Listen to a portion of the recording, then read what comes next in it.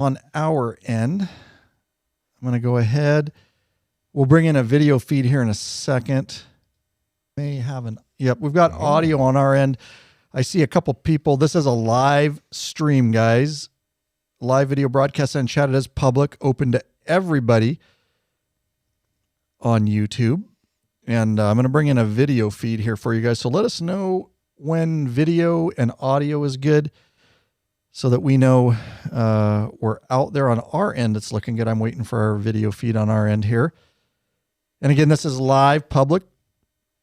Most of the time when we do these, guys, this is reserved for our beloved patron member, our paying patron members of Law Abiding Biker Media. We do these all the time throughout the year, but once in a while we like to do one like this that's for everybody to kind of give you a little bit of a taste behind the scenes, so to speak. It's kind of like being a drug dealer. We'll just give you a little taste. That's right. There you go. Get you hooked.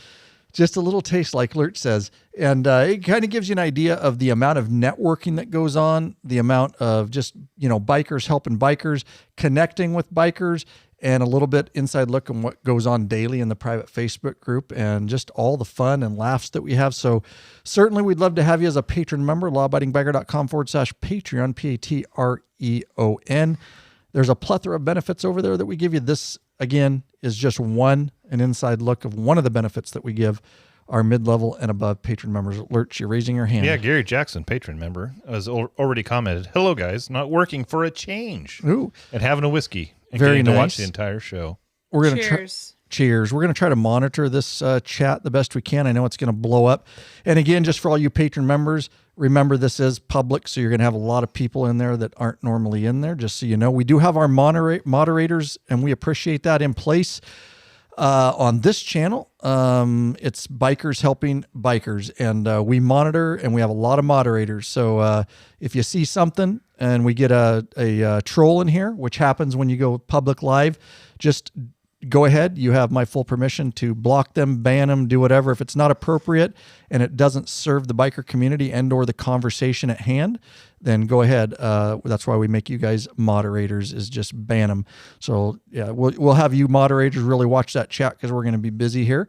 And we usually don't have much of a problem. Once in a while we'll have a troll sneak in, but they get banned pretty quick. So thank you very much, guys.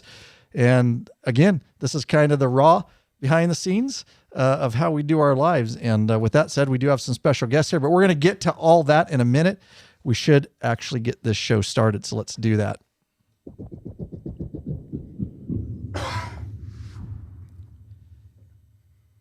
You tired of a sore and achy ass, Anthony? Not anymore. What did I tell you? I've got the butt buffer. Well, I didn't say what kind of sore and achy ass. He never lets you off that easy, bud. I would suggest not binge drinking late at night. That's not his problem. Oh. I've got that one under control pretty good. I'm pretty well conditioned. Then I would suggest not hanging out in a Speedo in the dark alleys after drinking. You meet some interesting people that way, though. I would imagine you do. But you can fix it. You can fix your tired and sore and achy ass if it's motorcycle related. Fix it with a high-quality butt buffer seat cushion. Head over to lawabidingbiker.com/check out our full line of butt buffer seat cushions. We have to, it's Anthony, and he's never been live on the podcast before, so I got to pick on him today. So there you go. Bring it on. I love it when somebody else is on, because he constantly picks on me. Right. It's true. Lurch is finally, like and last week too, with Big Daddy and Oscar. Yeah. Yep. I was finally picking on Life's somebody else. good. I'm actually lately. Just having fun. All right. We got a email, it looks like, in the queue here that I believe Lurch must know about this. Yeah, this is mail. Yay! I got mail. Yay! This is an email we received recently from Jeff Sarley, and he unfortunately had a package delay. We put on a from sale. the store. From the store. Okay. Thank you for making that apparent. Law Abiding Biker store, to be exact. Exactly. So we had a Black Friday sale through Cyber Monday sale, and we had a lot of orders, so we sent a lot of stuff out. We only had one package get delayed. Unfortunately, it was Jeff's. So him and I have been going back and forth, and finally it showed up. So here's what he said. "Thank you so much, Lurch. The package showed up today. It's an absolute honor to do business with you guys. Your videos and podcasts have kept my mind alert during long nights on the road as a heavy equipment mechanic in some dark places in life. Lab has become a critical part of my mental health, keeping me focused and willing to grow. Like that. As someone who's owned a small business and feels how painful retail can be at times, I thank you. I'm forever grateful for this life, for writing, and for you and Ryan pushing it above and beyond to serve us. Being average is its own punishment, and I thank you guys for taking the hard road. A heartfelt Merry Christmas to you both and your families. Very nice. We appreciate the email.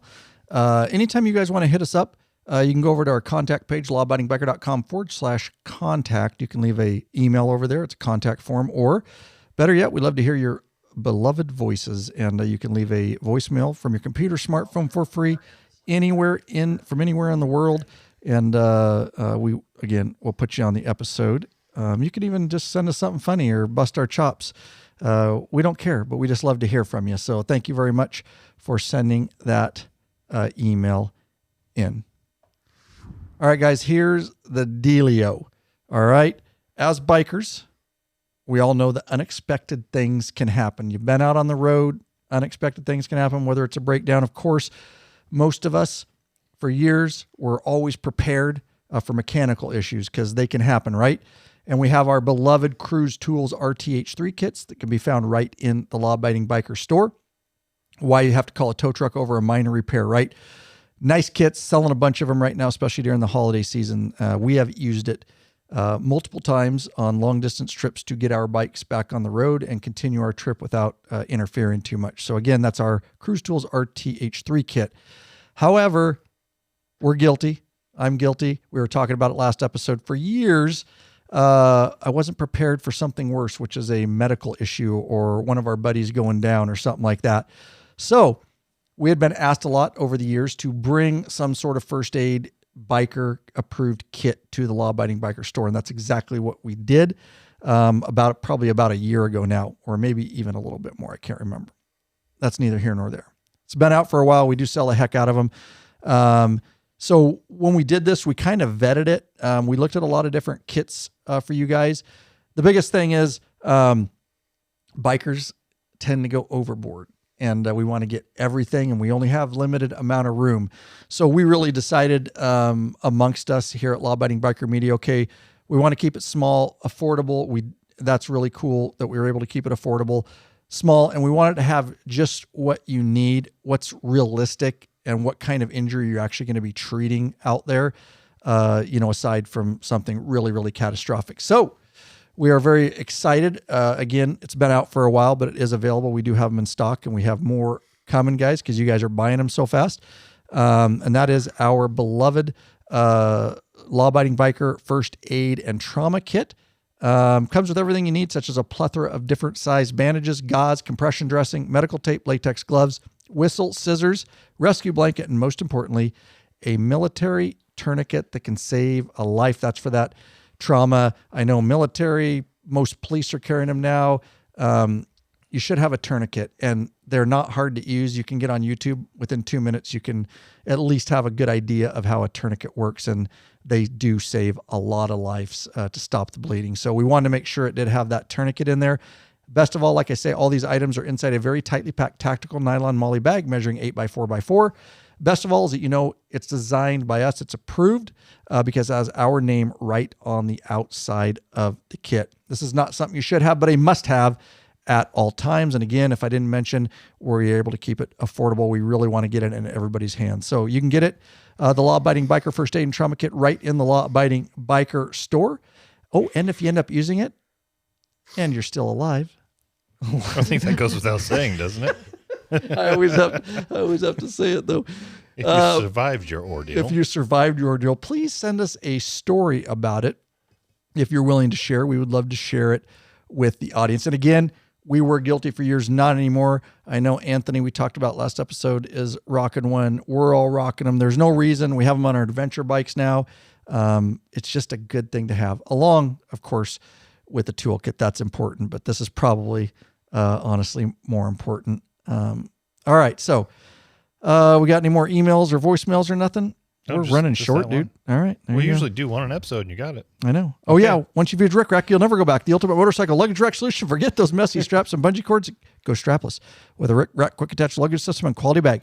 Head over to lawabidingbiker.com/store. Get hooked up now. Hey, Bikeaholics. 03D has a wide variety of innovative products for your Harley-Davidson and a brand new line for the all-new Honda Goldwing named Gold Strike. I like gold. Top quality, affordable chrome lighting and comfort products. Zero Gold Strike are the motorcycle LED lighting innovators for CAN bus plug-and-play system compatibility. Head over to lawabidingbiker.com/store and check out our full line of 03D products. So we haven't mentioned this in a while. Now, I do have Lurch will attest. How come you're not doing the fresh balls? Oh, I can if you'd like. I think you should. Oh. Right? Who doesn't love some fresh balls? I was say, are you trying to keep this PG because we have a lady in the house? or No, what? we've What- just done it a lot the past Oh. episode, so I was trying to Okay, change all it right, up. all right. Have I been missing some of these? What are these fresh balls? Oh, really? You don't know what fresh balls He are? I needs know to the know dude. about I fresh know balls. the dude wipes that you talk about, but Oh, you yeah. haven't heard of the fresh balls? No, have I been missing these episodes? I got to get caught up. He's definitely been missing the episodes. Yeah, I'm running behind. I guess. Okay, well, here's What I'm picking up is Anthony's balls are not fresh. Well, I wasn't going to say Guess anything, but I will say when he showed up at the studio, I did smell some nut rot. Yeah, was it that long drive over the mountains to get here? It might have been. We did determine a few episodes ago there is such thing as There nut is. rot that Justin Oscar is suffering from. And I knew it to be true, but you confirmed it on a very valid site. Yeah, the Urban Dictionary. I'm looking yeah. it up right now. I think it was lickmynuts.com. No, Isn't that okay? it was the Urban Dictionary. All right. All right. Well, we did confirm it. Nut rot is a real thing. All right. So, there's some powders and different things you can use, right? It's not now I ride a motorcycle every day, 100+ degree weather. We all know, we want the nuts fresh. Okay. So we came up with a product. Now we've got something for ladies too. We're going to get to that because the ladies, obviously, That could also be nut rot these days. it could. It's true. It will, in this state. That's a good point right there.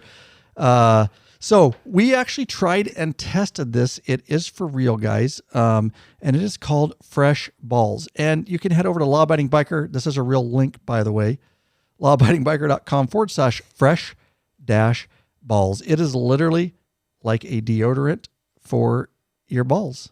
And it actually works. I know Oscar's tested it. Lurch has tested it. And it's really my go-to. So the powders we found, like, they don't stop you from sweating.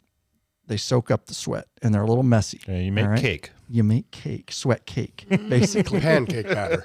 Right. Pretty much. Delicious. Yes, delicious. This actually is, like I say, deodorant, and it really does work, guys. Antiperspirant. An antiperspirant. There you go. And for you ladies, you can get a little sweat under the tatties, and that's a real thing. And so the ladies need something, and so we have it for ladies, and it's called Fresh Breasts for you lady riders to keep the breasts fresh. That's over at lawabidingbiker.com/fresh-breasts. And on those, guys, no additional cost to you, but we do get a small commission if you click through and make a purchase. Now Lurch, I know, here's the deal. We tested the fresh balls, but I needed somebody to test the fresh breasts, and Lurch has moobs. Yeah.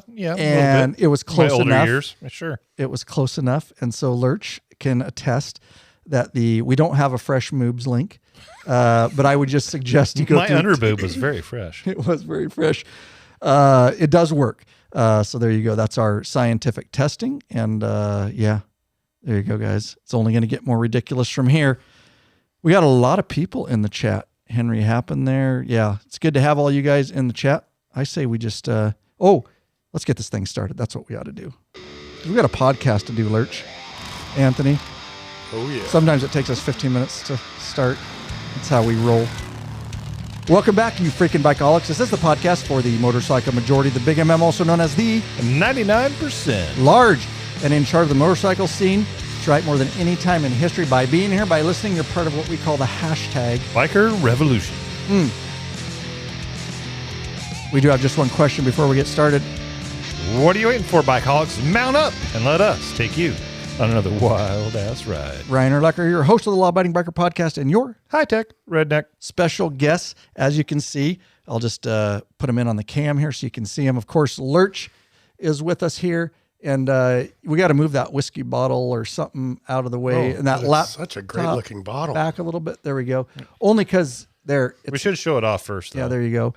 This is Anthony Peters right here, and his lovely wife, much lovelier, So Stacy lovely. Peters, in the house.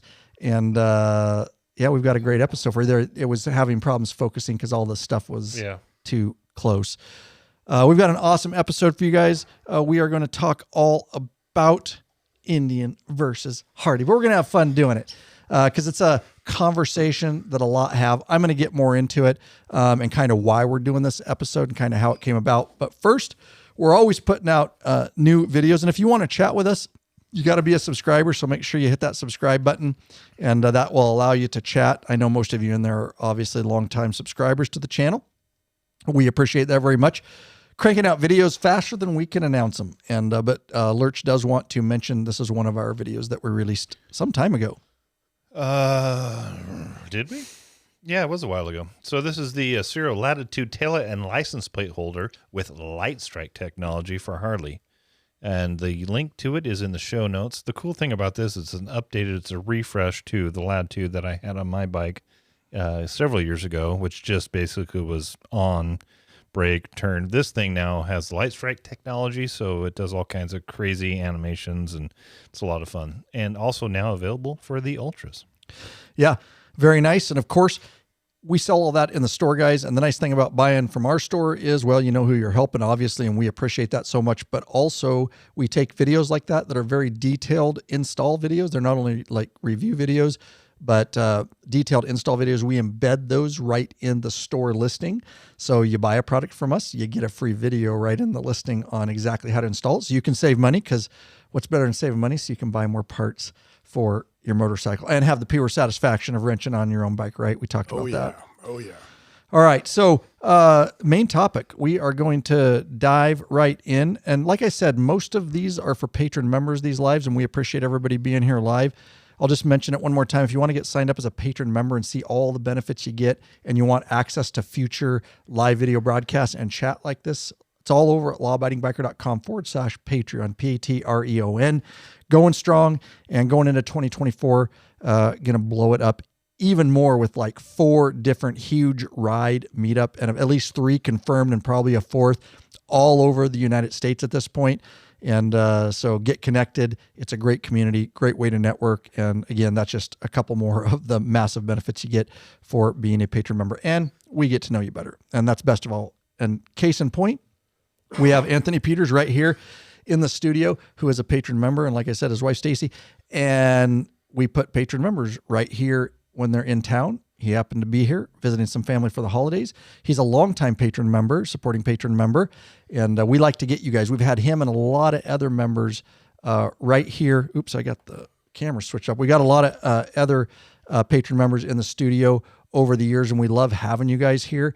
And we talked about a little bit. I don't know of any other platforms that do a lot of that, where they actually bring their members on. And that's near and dear to my heart. We just did a 2-hour episode and talked nothing. It wasn't live. It was recorded. It'll go out in regular podcast format. You patron members, it'll be uploaded to your patron accounts in a couple days, so you get it months before everybody else. But we did a long 2-hour talk, and it was really good just getting to know Anthony and kind of the background. And we had a lot of fun and laughs and stories in between. So look forward to that episode too. In a couple months or so, it'll come out in regular podcast format. All right. So a little bit of background before we dive into the deep conversation. So if you guys, most of you know, you're obviously subscribers of the channel and listen to the podcast. Earlier in this year, I guess it's still 2023, back in September, I believe, Indian.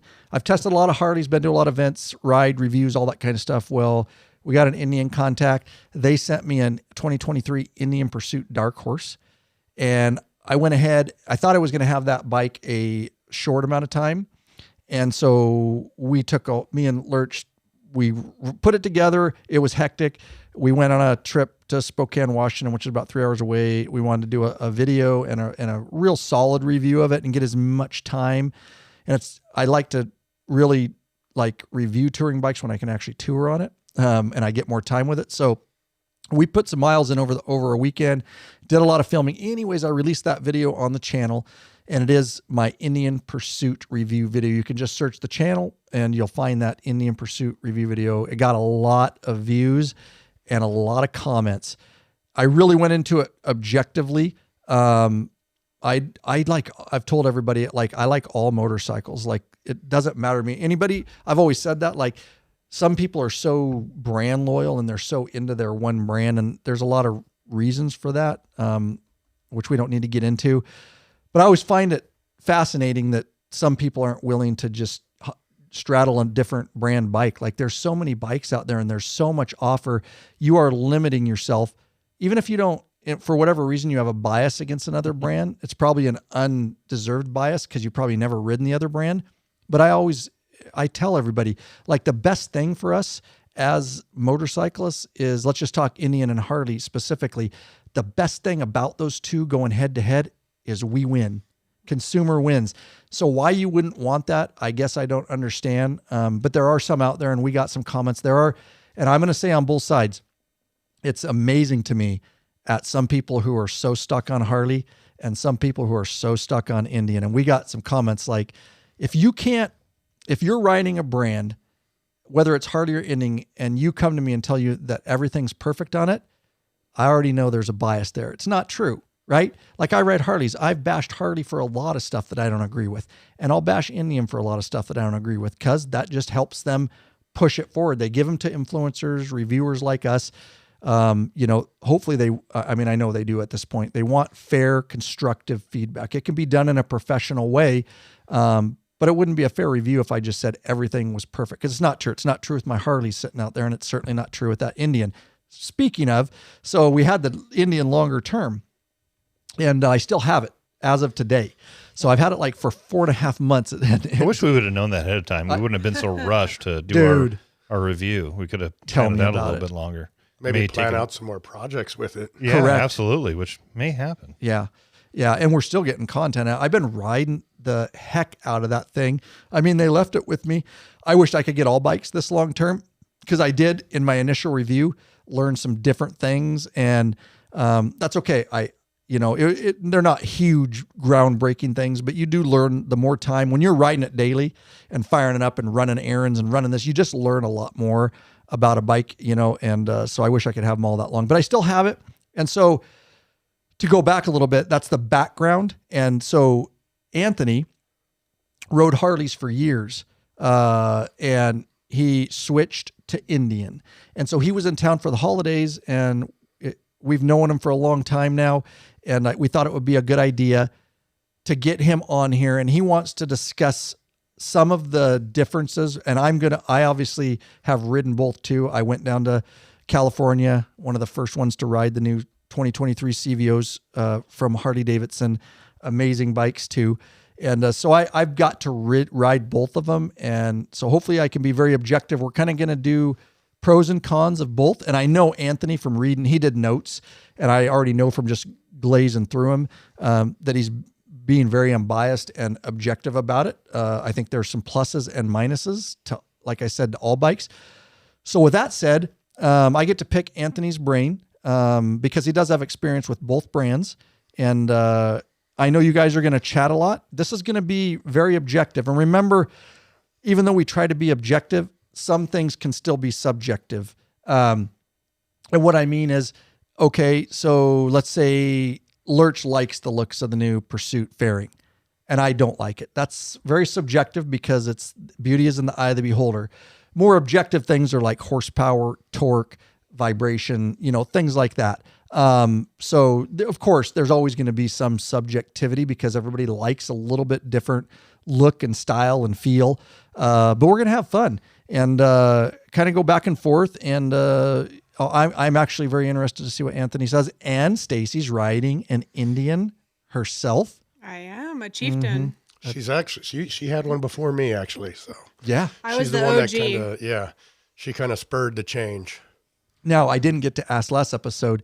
Did you ride Harleys before? Yeah, by yourself? So the first Okay. one that I had was a Dyna Lowrider, but I loved my Indians way more than I ever loved my Dyna Lowrider. We should have brought Indian John if you like Indians. Oh, yeah, to she's see a actually real one. a real life Native American. Yeah. Who doesn't love riding an Indian? I mean, John would love to hear that. Stacy's got some zingers. Let me tell you, she zinged Anthony. I think she won last episode. She of was. Zingers. There was no like 4 competition. zings to 1 zing. Yeah, 4 zings to 1 zing. So good. So Stacy's here too, and so it'll be interesting because we don't unfortunately get a lot of females on the podcast. We know when we have a demographic of female listeners for sure.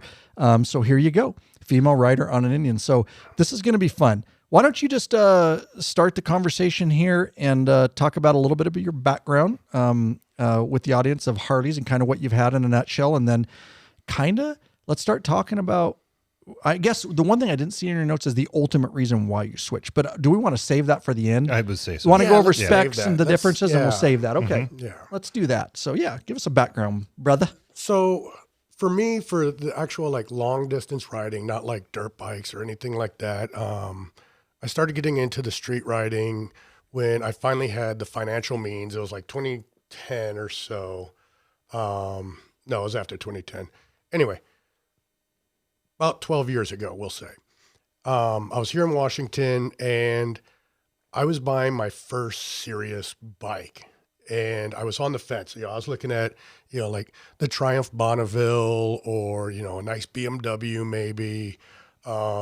I even considered Ducati, and a friend of mine, her dad was like a mechanic on a Ducati race team. And he's like, unless you know what you're doing and you like to work on it a lot, stay away from Ducati. So that immediately took me away from them. And then a coworker of mine, her husband was a salesman at the Tacoma Harley dealership here in Tacoma, Washington. So it was someone I felt, I was comfortable with, and I went and talked to him, and he ended up getting me on. My first bike was an 883 lowrider, and that was a great starter bike. And I know a lot of people told me like, "Oh no, you want to go bigger. You're going to get tired of that Sportster too fast." But financial constraints kept me from getting something like a Dyna or a Softail. So I went with the Sportster. It was great. Loved riding it. Even here in the Pacific Northwest, I just learned to have saddlebags and, keep your wet weather gear with you since I was on that side of the mountains. Over here, it's obviously drier. You guys, you're always showing us videos and it's nice sunny days and The desert. right. And I remember over there, it's like, I don't care what it looks like when you leave the house. It may not be that way when you come home. So, wet weather riding was just a part of riding over on that side of the mountains here in Washington. So rode that for a couple years. Eventually I was living in Colorado. That was about 2014. We moved to Colorado and I upgraded to a Fat Boy. It was a 2004 Fat Boy that was just compared to the Sportster, which even when I upgraded to a Mustang seat on it, it was just, hard suspension, short wheelbase. You felt every bump. It wore you out on a ride, and like I mentioned on our last episode, my first long distance ride was from Tacoma, Washington, all the way around Mount Rainier. So anybody from, up in this area, that's a long ride. It took us about 4 hours that day to get around the mountain. But it was a learning experience and it taught me. And then, so moving up to the Fat Boy, I started to appreciate comfort. Now I had a big Tombstone windshield in front of me. I had a comfortable seat that instead of just, like padding on the frame, this was now a seat I could do long rides with. I didn't need a break after a half hour of riding. Mm-hmm. Had my first big accident with that one. And then from that, I actually ended up finding an Ultra Classic, which was a very comfortable bike. I know Stacy really enjoyed riding on that one because that thing was like, It was like a couch. oh yeah, it was a lazy boy going down the road. The thing was, an Ultra Classic was a little too old manish for me. It's like I needed something younger. So I had that for almost a year, and I traded it for a Street Glide. And that's where I really found the right balance of performance and comfort in a bike. And that's when my long distance riding really took off. I mean, I still had temp tags on that bike, and me and some buddies rode up to Sturgis. So that was my first experience in Sturgis in 2017. But from there I was hooked, and I'd already, at that point, I'd already found the podcast and been listening to you guys and everything. So it was just a progression from there. But, you know, like reviews you did back then, there's always something that, you know, it's like, oh, they could do this better. They could do that better. All my Harley-Davidsons I purchased were always used. And I'll even tell people nowadays, like, buying a used Harley is often a good investment because somebody's already put the work into it. Mm-hmm. Okay. One thing I've never liked about stock Harleys, you know, a lot of people tell you, oh, the exhaust, I can get over that. You know, I've lost enough hearing. I don't need loud pipes because I, you know, can't hear half of it anyway. Handlebars. I've never gotten on a stock Harley-Davidson and thought, oh, I like where these handlebars are. No. You're above average sized. If you were Ryan sized, pocket sized, you could. Right. get That's on why a I never bike. change my bars because I love them, but it does depend. 5'10", 5'11", so. Yeah. You're above average height and size. For what so- they're built for. what They're built for 5'8" guys. Yeah. Same with Indians. 5'8" guys. I'm bigger than 5'8". Yeah. Yeah. Well, do you like the stock bars? Nope, No, she doesn't. I don't. Okay. So yeah, again, yeah, definitely personal preference on that. So yeah. So, and it, I mean, so much. So even talking to other people and helping other people make a decision, it's like, okay, buying a Harley Davidson, I want to buy a new one because I want it to be mine. Okay. Unless you're buying a CVO, be prepared to do a lot of stuff to that. Mm-hmm. You know, it's never good as is. Stock Harley Davidson, it's just kind of like, you know, I need a new seat. I need exhaust. I need handlebars. You need so many different things to make that bike yours and make that bike right for you. Mm-hmm. Okay.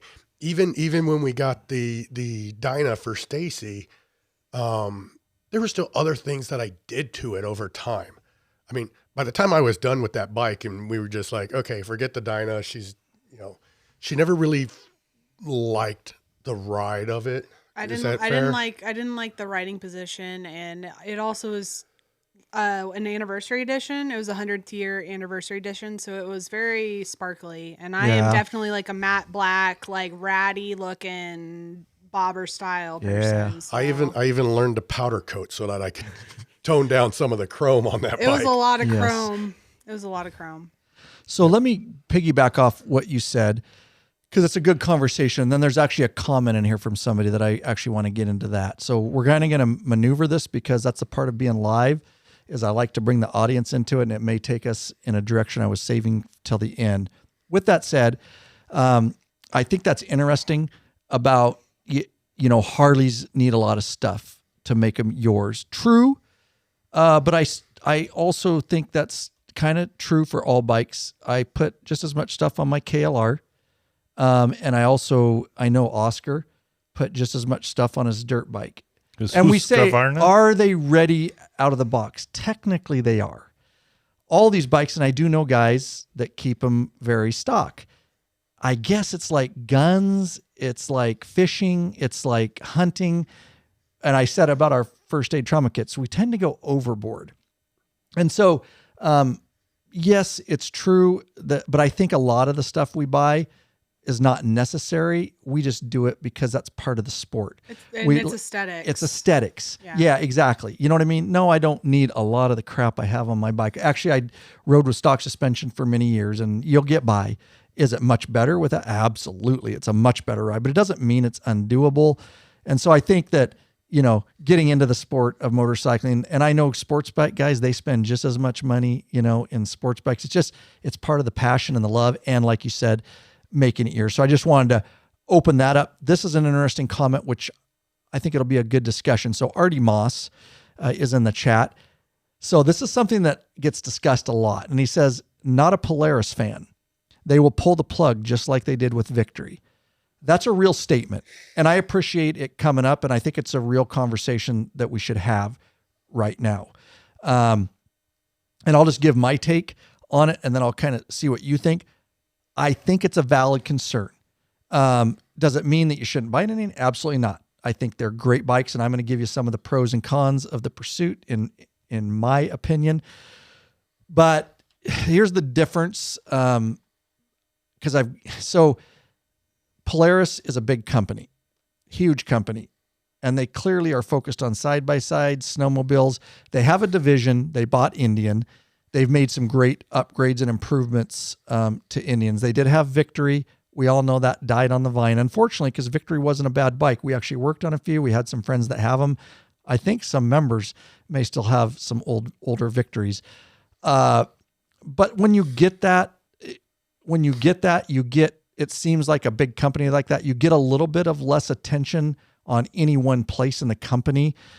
Whereas Harley, they make motorcycles. That's what they do. They just make motorcycles. It's kind of like Apple. They don't make Samsung. They don't make TVs, and they don't make computers, and they don't make mixers. Samsung makes freaking microwaves and refrigerators. And so everything's pretty good. But Apple keeps it what we are going to make is going to be fucking awesome, and it's going to work, and it's going to work really good. I'm not saying that about Harley. That's up for discussion. I'm just saying when you have a company that focuses on less products, they can definitely dial in. And one key point is their marketing team is in-house. We've worked with Indians. Well, Polaris went third party because obviously Indian's a division of. So my opinion is that is a concern, because once Victory died, you lose access. And they said that they were going to do parts for X amount of years, and they made some promises to customers. We found that some of those have not necessarily, because as parts run out, is it a deal breaker? Absolutely not. It wouldn't stop me from buying an Indian, but it is a concern. What's your guys' input on this, Lurch and Anthony and Stacy? So no, you're absolutely right. It's definitely a concern. And I know, like, when Indian first came back under Polaris, I was skeptical, because how many times over history has Indian come and gone when someone else buys it? But this time Polaris was a company with staying power, but they didn't have, or rather the market didn't exist to continue the Victory as well as the Indian. But the Indian had more of that history and was going to give them the ability to compete with Harley-Davidson more. Victory struggled for so long. The only guys I knew that bought Victories or said, I want a Victory, they always backed it up with, because I don't like Harley being the big dog. Right. You show up on... It's not a good reason to spend $40,000 in my opinion. You're right. But people say it. Yeah. But for me, I just didn't care for the lines on most of the Victories. Okay. It's almost like Kuryakin parts versus Zero 3D parts. Mm-hmm. The lines are a lot sharper, a lot harder on the Kuryakin, and I don't like them as much as I like the way the products from Zero look. And anyone that follows the podcast knows the history there. Mm-hmm. So, right. But I prefer Zero products better. Same reason I like when they switched over to Indian. First, they had a lot of the I describe it as bubbly, classic Indian look. I wasn't in love with it. When they started to change the lines more to be more road glide, street glide, like, a lot of people were critical, like, oh, now you're copying Harley-Davidson.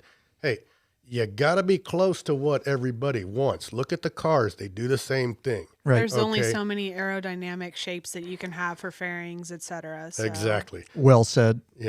I can even, we can talk about, cars so much the same way, even when we go between, you can't say like, okay, a Camaro versus a Firebird, because they were essentially the same car, but you still look like there was the Corvette, and then what'd Mazda have? Remember Mazda came out with the little, what was it, the 300 or something? It looked like a miniature Corvette in the 80s. I was born late 80s, baby. Yeah, I'm looking at Lurch. I'm looking at Lurch. So, Another zinger. but you had the Z280 or something, you know. So you had manufacturers stealing some of the same looks and appearances from Apple each made other. an iPhone. What did Samsung do? They made an iPhone, right? That's just the way it Look goes. at the pickup truck. How many different ways can I make a pickup truck look different? Right. Yeah. And, you know, these companies, like we said up front, you know, this is good for the consumer, but a lot of people say that like one's copying the other and the other. It goes on in the phone industry, the car industry, the motorcycle. You're stupid if some company, let's just say a company makes whatever, a street glide, and you aren't trying to make something to get a market share, then you're an idiot of a CEO of a company. Like that's the market share that you're going after. So I don't see, you know, any problem with that. But some guys, get too worried about the copy, but I'm glad you put that in perspective, like it is with cars and phones and everything. TVs, okay, they're copying each other. You know, I mean, that's just the way it goes. I mean, computers. It gets to a certain point where it's like, okay, I've changed enough. I'm not copying your design. It's like Right. the 20%. You have to change it like 20% in order to be Right. your own thing. To not be a patent thing or Yeah, not to- whatever. I want to make a design that looks very similar to the law-abiding biker logo, but I've changed it 20%. Guess what? I'm outside the copyright now. So, Yeah. you know, things like that. So, but I think the Indian is going to stick around because Polaris has the diversity. So this isn't the only thing they have the way Harley Correct. is. Well, they've got the clothing line and they've got the motor company. And we know the clothing line has saved the motor company in the past. Yep. Victory isn't worried about that. Okay. Victory has the ability to stick around and Indian. make Indian work. And I mean, Oh yeah. they are We know what you meant, putting yes. the pressure on Harley-Davidson. Right. Okay. The non-American bikes, the metric bikes, you know, your Kawasaki, your Honda, you know, they've never really put the pressure on Harley-Davidson. Maybe for the entry-level market, for the, you know, smaller than an 883. Sure, they have there, you know. Now, as Harley riders, we consider an 883 an entry-level bike. Mm-hmm. But in the overall motorcycle world, that's, you know, a mid-level bike right there. Anything over 650, you know, so, but no, I definitely think that they are going to stick around. I would anticipate them getting rid of the slingshot before getting rid of the Indian line. Interesting. So, Interesting. I mean, that's just my take. Right. Yeah. The yeah. slingshot does really well as much as I despise the vehicle. They were I kinda like cool. honesty. They're kind of cool when they first came out. So I guess. They were turning some heads. Well, the issue I had with it was actually coming from the military, and they have, you know, your unit has a mentor that tracks everybody's training. Have they been through the proper training? Are they, you know, you even do regular rides to make sure people know how to ride safely and everything, and inspect their bikes, make sure they aren't riding with, you know, threadbare tires and stuff. Cause yep, I've seen guys show up with that for a ride. But then it got to the point like, well, you got to track this, you know, this slingshot thing. Well, no, it's not a motorcycle. Had an interesting conversation with the owner of the Auburn Indian dealership the other day about that.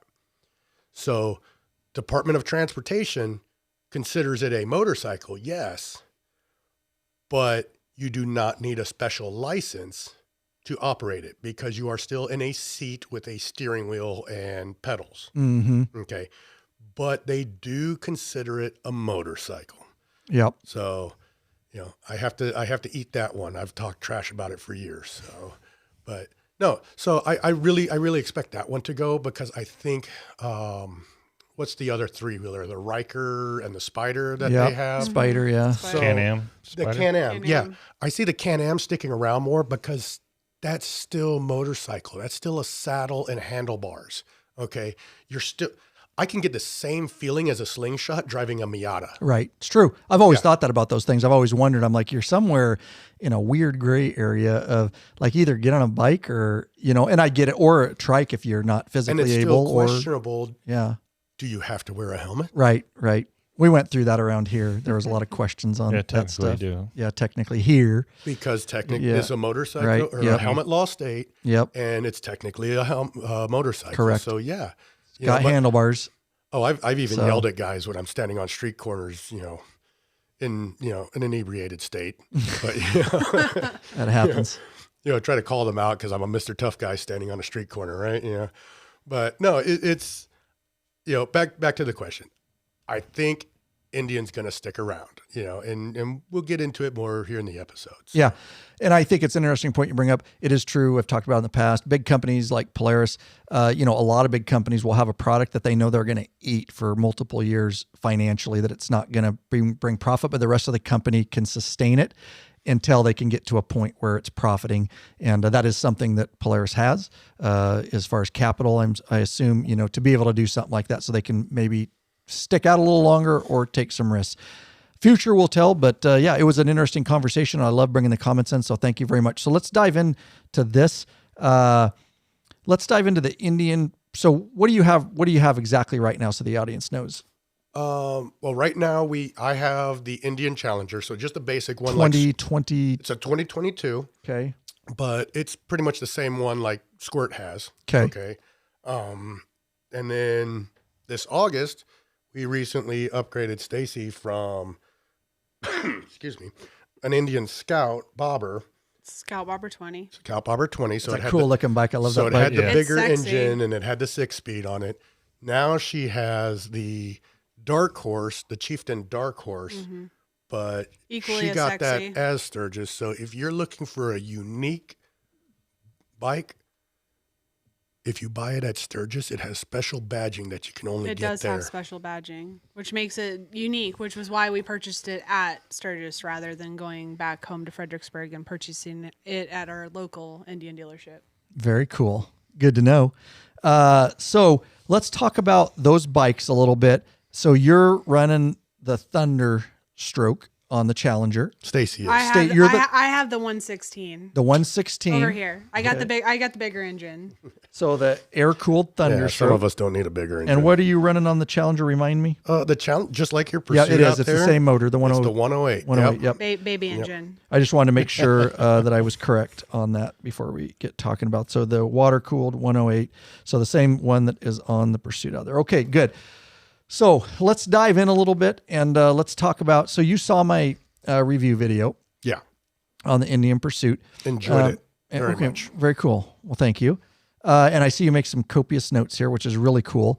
Why don't we go down and obviously I did a Challenger. That video got a ton of views. I actually borrowed that bike from Squirt. You changed his bars and kept it for a couple That's right. days. Yeah, good memory. We did. Well, the only reason we kept it for a couple of days is I screwed up and damaged one of his controls. His handlebar controls, stuck a pick through the computer ribbon, messed it up. So we had to order one, and so quite often these tragedies that we think at the time in the shop turn out to be beneficial in the long run. So Nice we blessing. so we had the bike for a couple of weeks waiting for that part to come in, and we were able to do some. I still more already have riding my reviews review on it. done. No, I already had the review done. We put bars on it after.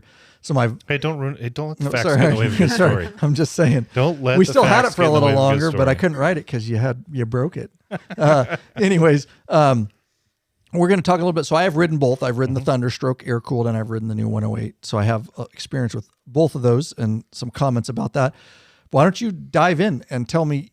Let's just do and you can. I guess we can jump in on the Scout too, but let's stick to the Challenger right now. Okay. For that purpose with that kind of bike and motor, and then we'll talk a little bit more about the other and kind of give me your Absolutely. thoughts and overviews, and I'll bring up some points and we'll have discussions. Okay. Yeah. And I mean, more, it's not. So I reached out to you because I wasn't disagreeing with you. Okay. You did, as always, a phenomenal review.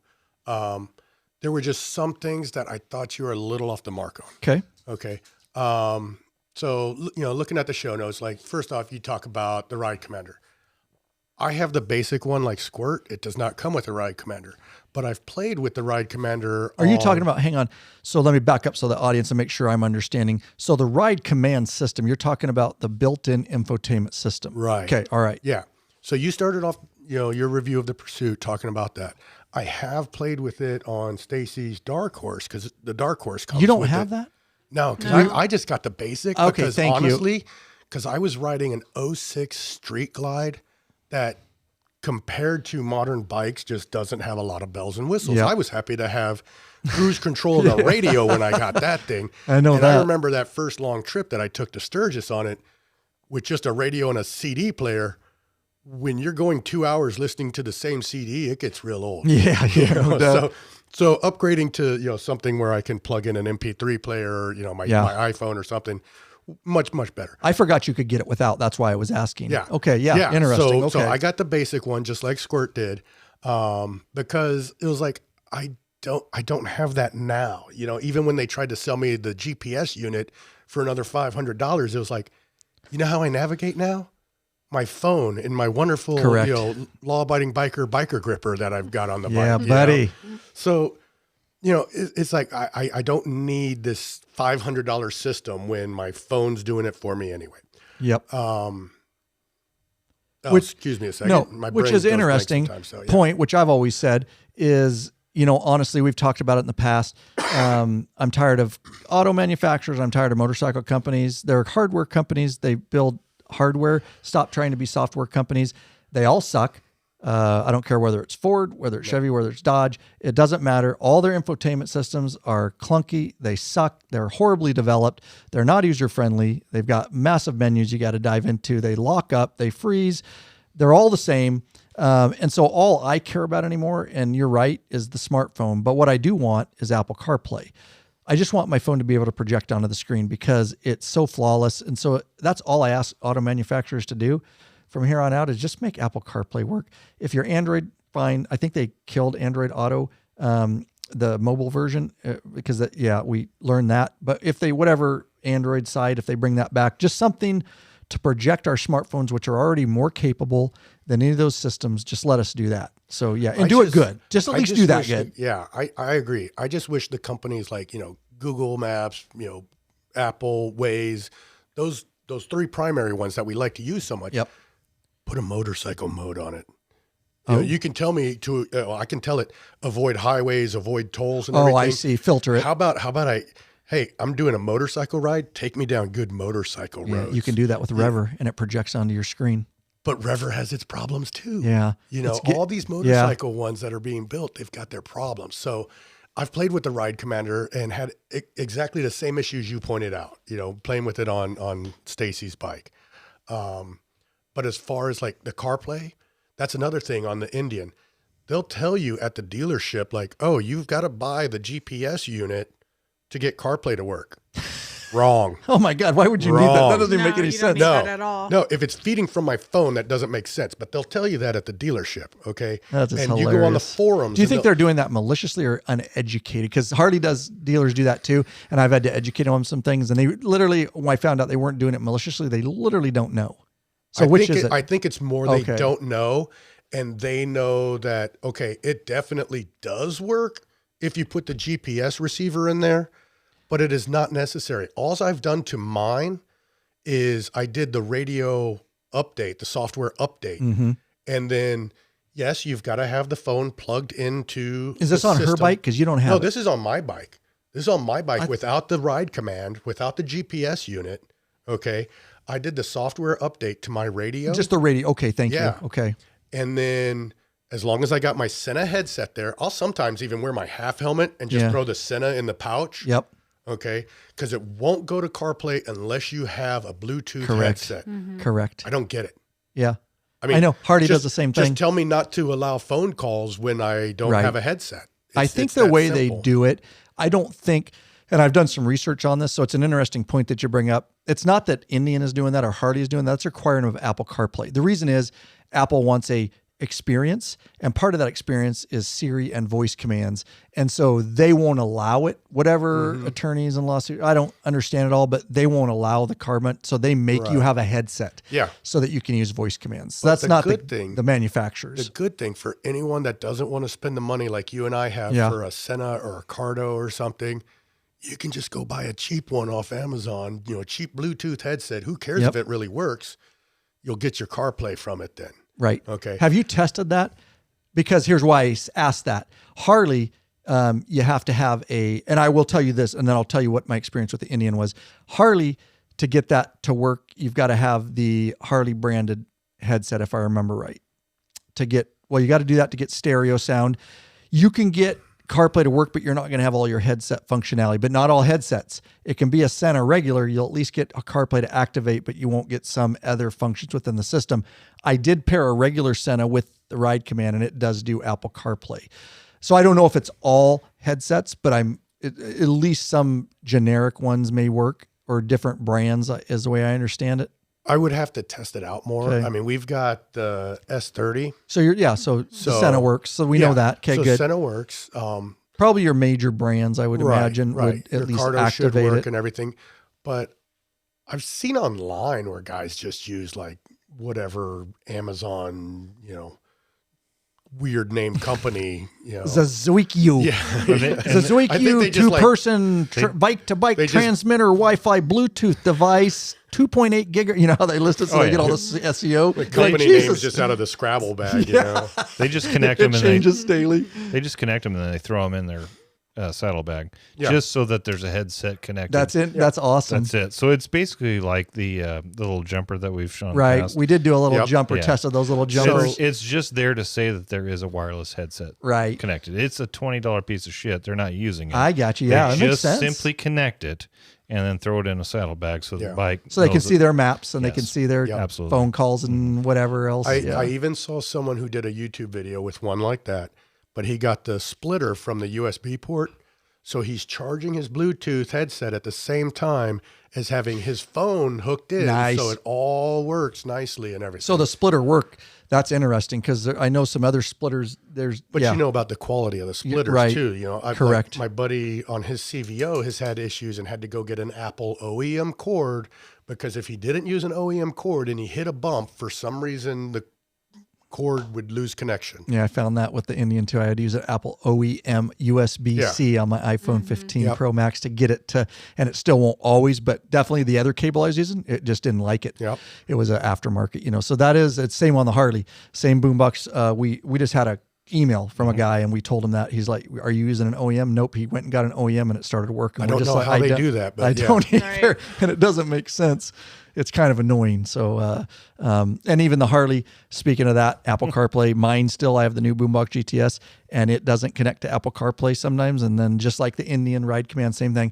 I got to delete my headset, repair it, and then boot everything back up. And then it recognizes my Apple CarPlay, but it's like 50-50 and it's just freaking annoying. And even with the OEM cable. You can go old school, like patron member Charles Wilburn. Is he in chat? He's got a iPod connected to his Bluetooth earpiece. And Nice, it works bro. perfectly. Well, Chuck, Nice, don't you also ride a Road King, Chuck? If I remember right? Yeah. Or are you on a Softail? You've got the old classic look going, I remember. Oh yeah, Charles is hardcore, dude. Yes, he is. Right there. He's all about functionality right there. All right, so let's dive in a little bit more on these bikes, and I like it because the conversation is kind of going wherever it wants, and you get a shot at this one. You effed up the other one. Hey, Bikeaholics, searching for the new and exciting motorcycle products. 03D has products you dream about for your bike. Check out their wide variety of innovative products for Harley-Davidson and Honda Goldwing motorcycles. 03D's got your back with chrome and black parts, lighting, and other comfort products. No modifying, cutting, grinding, or welding for an easy installation that equals less time installing and more time riding. 03D has a design team with over 40 years of experience with a passion for design innovation. Zero and Goldstrike are the motorcycle LED lighting innovators for CAN bus plug-and-play system compatibility. They pride themselves on great customer service. Got a question? Get in touch with them via email at sales@03d.com or give them a call at 715-808-0027. Check at your local Harley or Honda dealership and ask for Zero or Goldstrike parts. A new leader has emerged, so check out 03D's custom line of Goldstrike products for the all-new Honda Goldwings. Better yet, help support us and head on over to the Loud Biting Biker store and check out our full line of 03D products. All right, so let's dive in even further. The music ran out before I got there. It's amazing, bro. It actually ran out. No, it didn't. You just didn't hear it because you had okay. your headphones turned down. It was just fading out. Oh, okay. That's what happens when you have me turn your headphones down. Huh? See? Exactly, dude. Exactly. Why I tell you guys quit turning them down. All right. Moving forward, where do you want to go next? So we've talked about the system, and we may revisit some of that just to clean that up a little bit. I'm just going to tell you guys. So here, and I know you. So, and maybe you can, I don't know how, you didn't use the boombox system a lot because you didn't have one with the boombox. So we can talk a little bit about the Ride Command. And I said this up front, guys. if you guys, we get a lot of, if I get a comment, and we have on the YouTube video that the Ride Command is a perfect unit. I remember when it came out, everybody, because the boombox was having so many problems, I had high hopes for it. Here's what I'm spending a lot of time with both of them. And I mean, that's what I do. So I spend a lot of time. So what I'll say is neck to neck, the Harley original boombox system, the 6.5 regular and the Ride Command system that I have on this bike are both as good as paperweights. They're horrible systems. And I said that auto manufacturers, I'm dogging both of them. Now Harley came out with the new GTS system, 19 and newer, and you can retrofit. We have free videos on how to retrofit for that. I did do that on my bike. It's a much better system. Somebody really wants to talk to you. Can you take that real quick? Yeah, I can. It's my oldest daughter. Okay. I want to make sure it's not something emergency. Tell her we're live podcasting. And what I'll say about that is Hey, it's Matt. the new you're on the mic. You might want to step away. Hold on a second. This is a live event. She doesn't get the notices when you're doing these shows, does I she? forgot to tell her. And she's in town. She's here from college. I hope it's not an emergency. But so what I'll say is the new GTS unit definitely was next level. Still has issues. I've already admitted it, but it is not a paperweight. At least it's very functional. And I'd say 90% of the time it connects to Apple CarPlay, which is mostly what I use.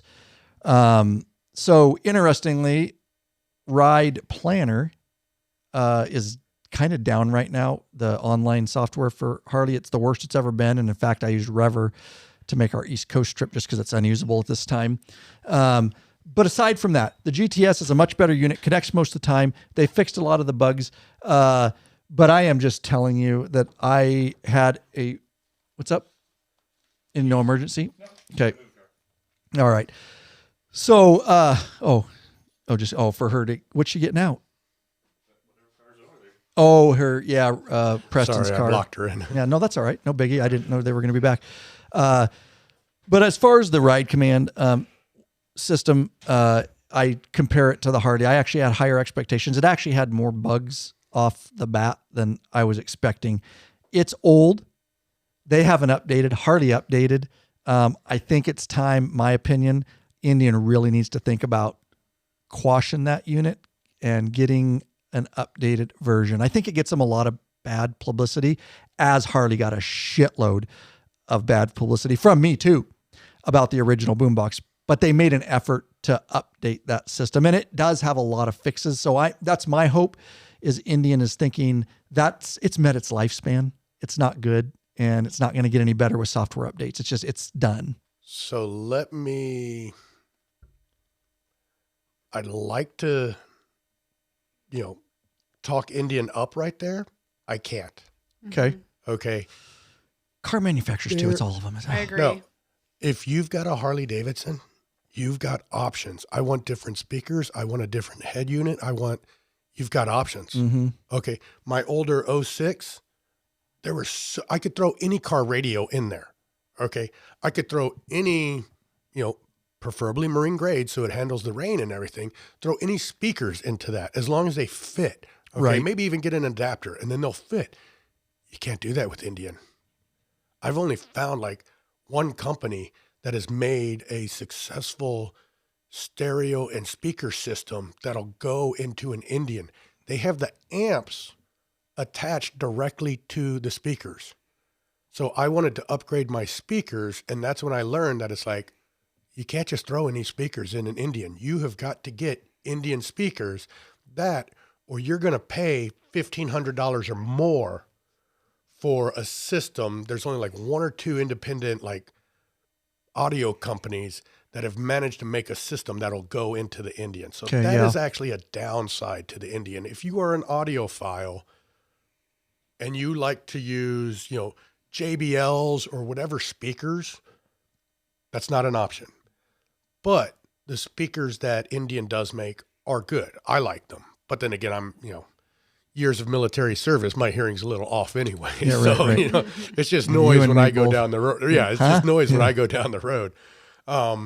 So that is a negative for Indian. Well, I think that's true of pretty much all aftermarket parts. There's a lot less market for Indians so far because they haven't caught up to Harley in terms of aftermarket parts. So if you want to specialize and customize your Harley, that's a lot easier to do than it is to do with Indian in the current market. Right.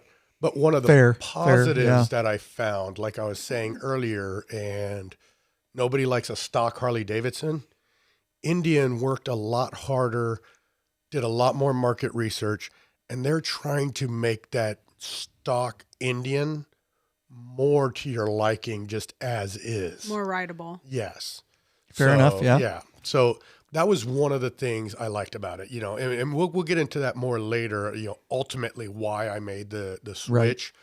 But yeah, there's obviously, because it's still a smaller market, and it hasn't been around as long, there's not as much aftermarket stuff for it. You mentioned that in your video and stuff. Mm-hmm. And a lot of times as a result, the aftermarket products there are a little more costly than, Harley. I can go on Amazon and find some really cheap aftermarket parts for a Harley, but they're just that. They're cheap aftermarket parts. Right. Yeah. Indian, you're limited, and they're going to be more of that, HD high dollar price, but they're still going to be quality. Right. One of the things I've done to my bike is I did the catalytic converter delete because we are in a state that doesn't do emissions testing for us. So I used the Tab Performance. Hey, you can maybe get up again. Yep. Dick. Need a beer. Sorry. You sat down too. I was so in first. I was so in the conversation. Then I realized, I was going to tell you before you sat down. Sorry, bro. Thanks. You're a good employee. Really checked on that first. I mean, come on. I'm good. Refresh if you need to, audience. We got a lot more to talk about. This is a great conversation. I love the insight from other people. So, yeah. It's less aftermarket parts. Fewer aftermarket parts, but at the same time, I don't need as many aftermarket parts on my Indian, I feel. Do you? Do you need more on a Harley? What do you actually need? That's what I was getting to. Like, I rode my Harley stock for a while. I guess it's what do you really need? Because I can ride my bike Harley stock from here to the East Coast. I want a more comfortable seat. I rode stock suspension thousands of miles cross country, stock Harley suspension, which is crap. So I guess I get that, but I don't know that thank you very much. I appreciate it. Well served. That was well served. Where was the towel draped over your No arm? doubt, dude. I'll get you one of those. Thank you, sir. Appreciate that. I got a refresh. So I get it. And that can be a little bit, it's a good conversation. I don't know. I feel like getting on the Pursuit, I'm looking at it. I love riding it. I've had a blast. Let me just say, we're doing some of the cons on both. And then I think we'll end it on a positive note. Yeah. Just to kind of stay. But I don't know that to me personally, I don't know what the Indian Pursuit has more stock than the Harley. And it depends on what packages you get too. So we have to be careful with that. So that Indian doesn't come. That has the premium package. That's extra bones right there. So I'm just talking about, and so that comes with I think it's really cool. Something that I've dogged Harley on for a while now is electronic adjustable suspension. Yes. Thank God Indian's doing that. It's not even an option with Harley right now, but you pay for that on an Indian. So you know what I mean? So if we're talking stock Pursuit and a stock, I guess I'm not seeing on the Indian what it has that is so much more ready than a Harley. That's just my... So the Pursuit, so the Pursuit you've got out here, an even price point, I would put that more up with the CVO. Yes. Okay. That's what I compare it to. I compare it to the new 2023 and mine, CVO. I would put up against a Road Glide. Okay. All right. So there is a little bit of difference because that Pursuit, they threw every bell and whistle they have at that bike. Right.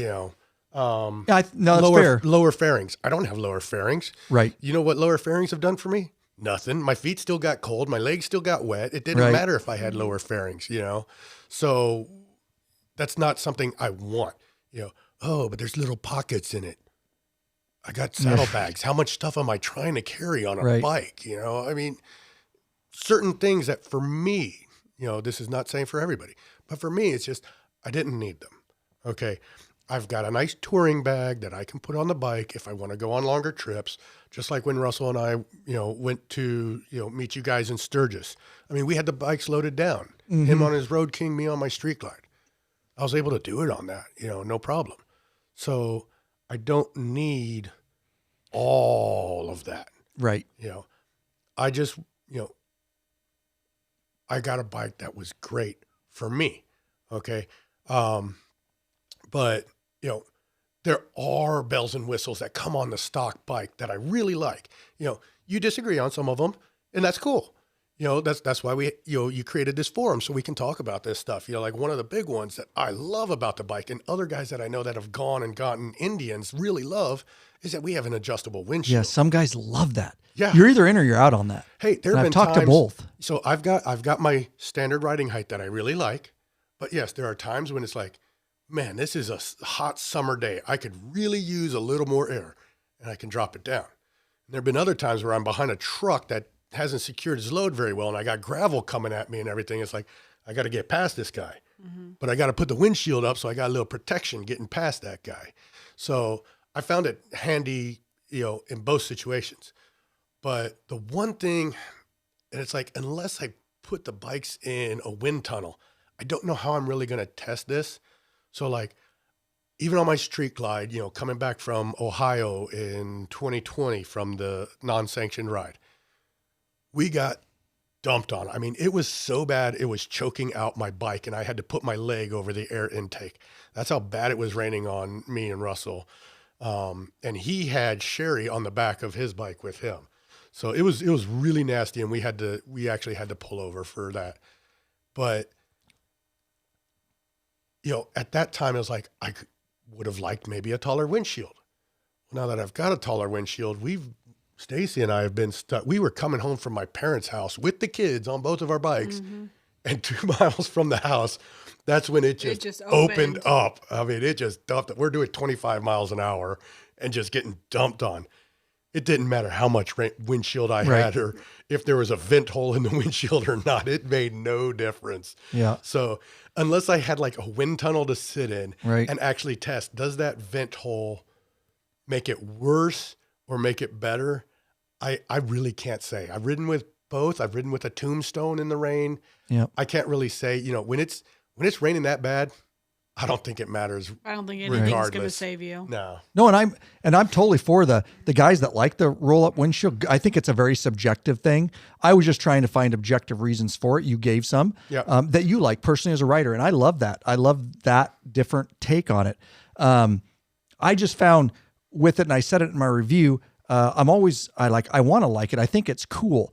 Honestly, the whole time I've been riding the bike, I haven't touched it. I touched it when we first initially touched it because I don't know, it's set to my height. So the one thing I did find, and maybe you can explain this, maybe you can't.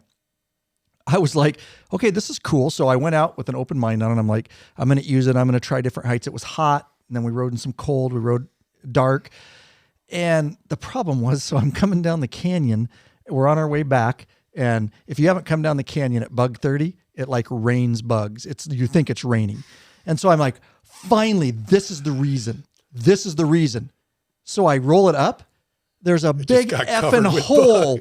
They put a big effing hole in the windshield. So now I'm down. The windshield's up. Bugs are hitting me smack because they're coming through the hole, up the wind tunnel, and right in my face.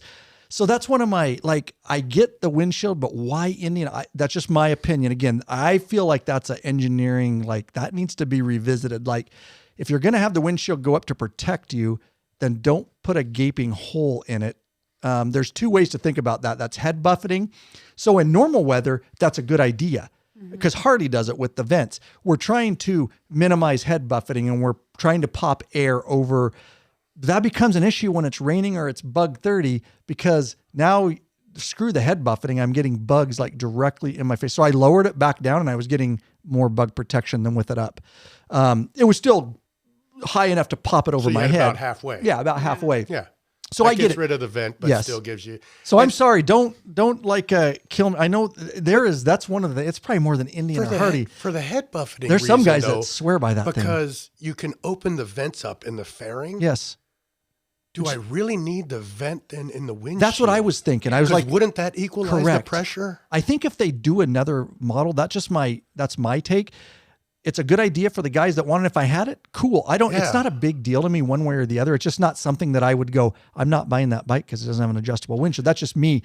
But if they would just get rid of that hole, like you say, use the vents. You've got the vents, and they did a good job with that, the head buffeting, but get rid of the hole in the windshield, because now you've like minimized it 50% for what you're trying. The purpose is what you just said for up and down. So anyways, I appreciate your input. And I would tell you, there are some staunch guys that get mad at me when I talk about the adjustable windshield, because they are all in on it. Even moving on to vents.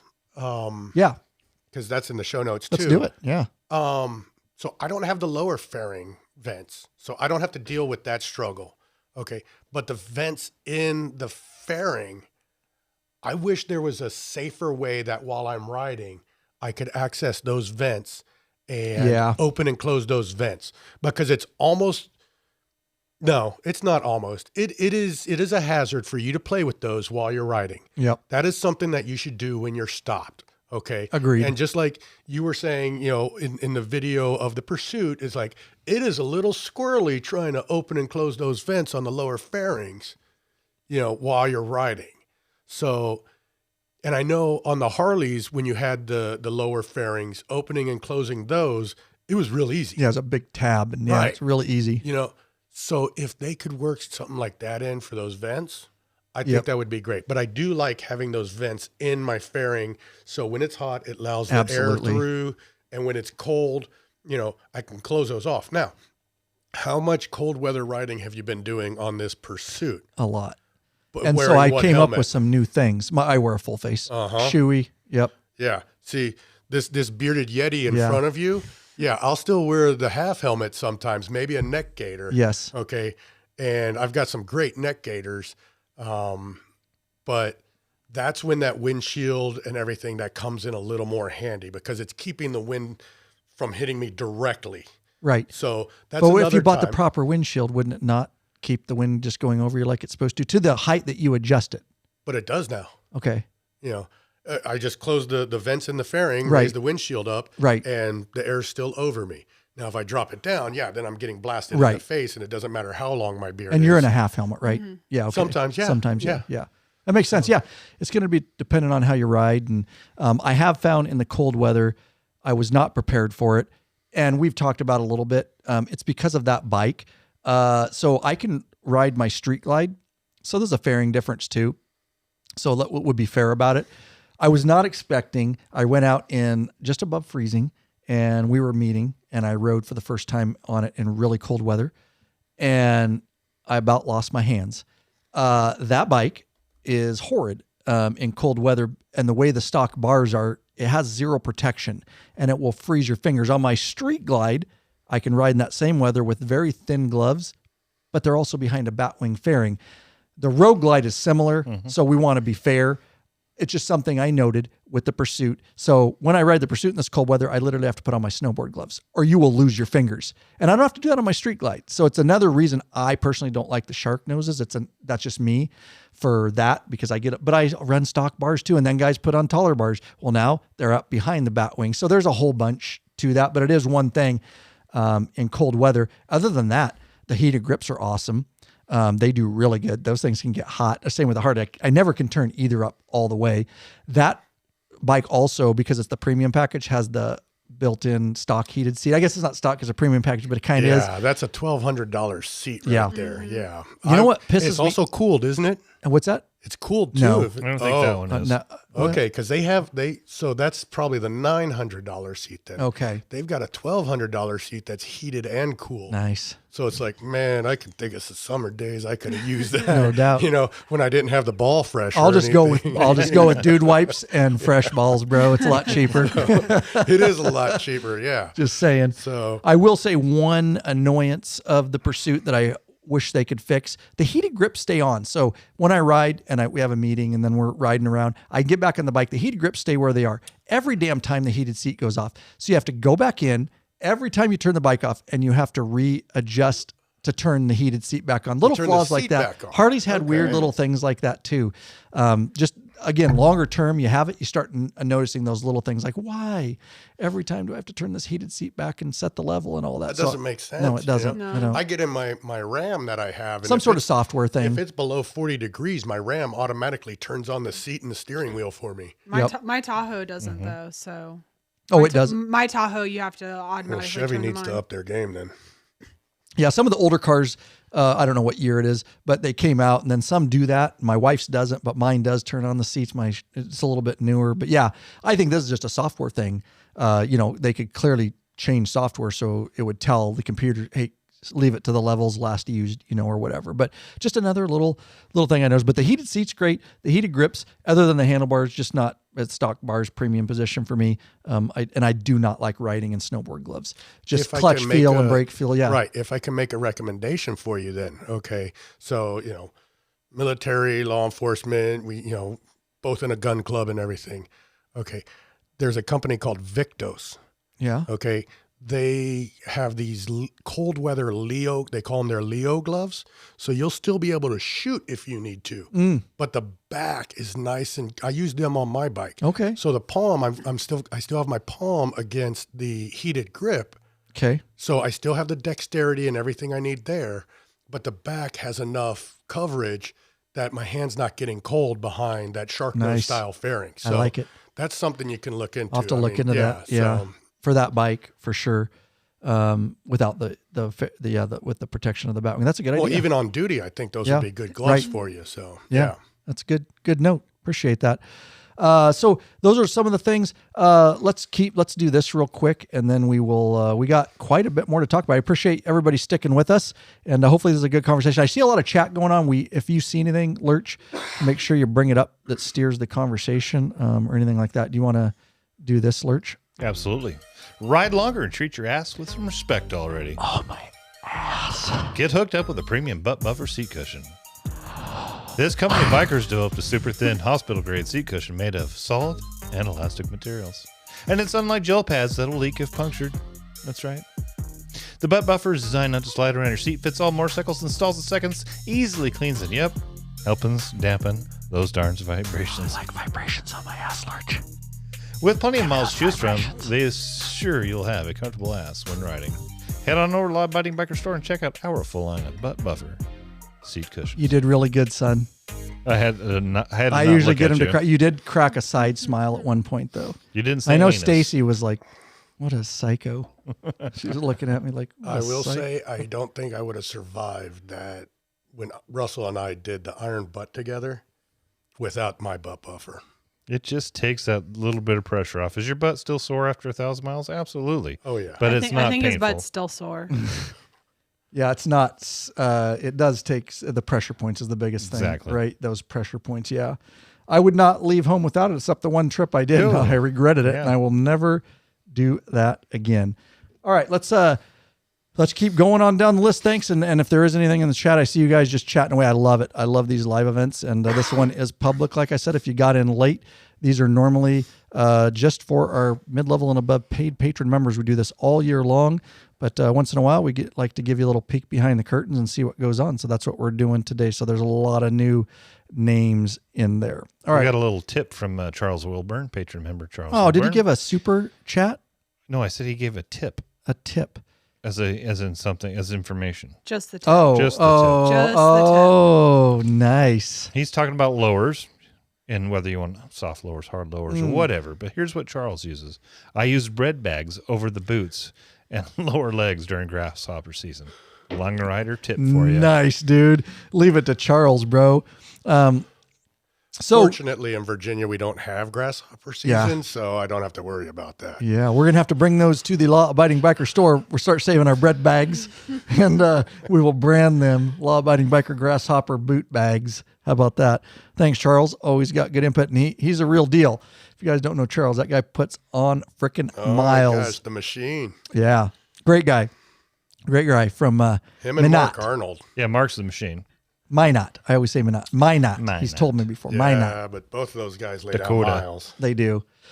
All right, so His- let's. Yeah, Rick go ahead. gave him the nickname Dakota. Who gave him that? Oh, Rick. okay, Dakota. Excuse Yeah. me, that's Yeah, right. And yeah. Popeye said Mark is the machine. That's okay. right. Yep. Yeah. Just clearing that up. Dakota. Very nice. All right, so let's move forward, and we'll see where the conversation goes here. Anthony, what else do you want to talk about? Oh gosh, you moved it on me. Oh, sorry. Do you need to go up? Just tell me. Scroll up. That's what we do here. Yeah. Down. We talked about CarPlay, adjustable windshield. Okay, We're done with that. So the dummy light, yes. Still on. The little caution light. Yeah, that thing, I mean, you turn the bike off with the wrong sequence or something. It comes on. Or So does your bike have it on?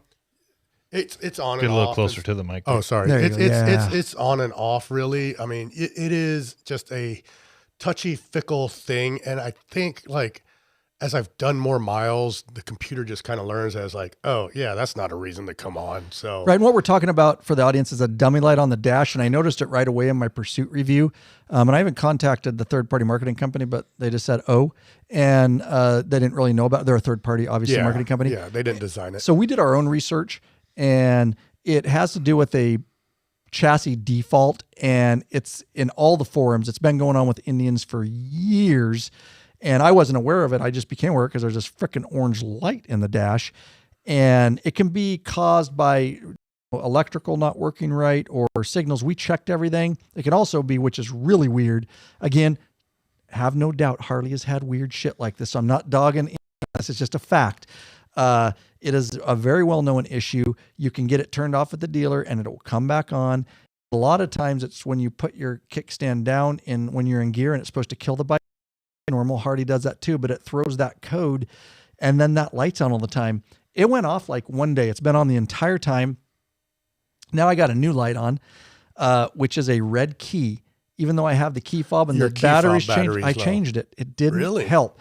And it's not on all the time. It just decides some days that it wants to be on, even though the key's with the bike. And then the other time, when it all started, we were working at the store and I had to run to Best Buy for something. And I left the key at the store. I started the bike at store because the key was close, right? And I left it there.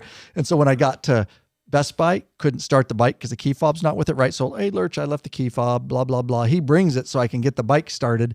And from that time on, it's a red key and it's been on and off and it's on today. Interesting. So, no, I had mine recently come on and it was just, replaced the battery in the key That's fob what I thought. and it went away. So yeah. that's odd. So anyways, not saying that's on all Indians and clearly you haven't had that issue. It's a touchy light. I remember one time I was listening to the radio without having the bike actually on, and I heard that too. Yeah. It'll turn itself off before the battery gets too low. Right. But then when I did start it, I had that dummy light. It was unhappy until, doing, an hour-long ride and charging that battery back up. Then it, when I restarted the bike the next time, it was fine. So, it'll come on for a number of, touchy little things. Right. Just to kind of make you aware, like, hey, you did something wrong, so. Which is interesting because putting a kickstand on to kill the bike should not be wrong. Right. You know what I mean? That's clearly something they could fix in software, I would think. Exactly. I don't think it's that huge a deal. I mean, Hardy's had weird shit like that too. It's just like, just fix that because I put my kickstand all the time in gear and it kills the bike. That's what it's supposed to do. That you shouldn't tell me I'm wrong. Not you, but the bike shouldn't tell me that, hey, you did. No, yeah, absolutely. Do you have that problem on your Scout at all with this light or have they? So I have the Chieftain now. Or sorry, Chieftain. Sorry. Yeah. Come on now. I'm just kidding. I even got it in my notes. Pay attention.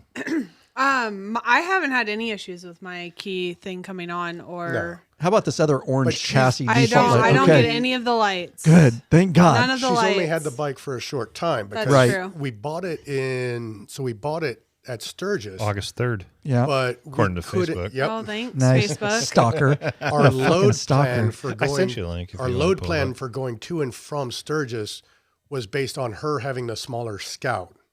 So once she bought a bigger bike, we did not have room for that. Yeah, I did To go Sturgis home. on the Scout, but we bought the Chieftain there and had to leave it. I rode it for Had it a day delivered home. and then had it delivered home.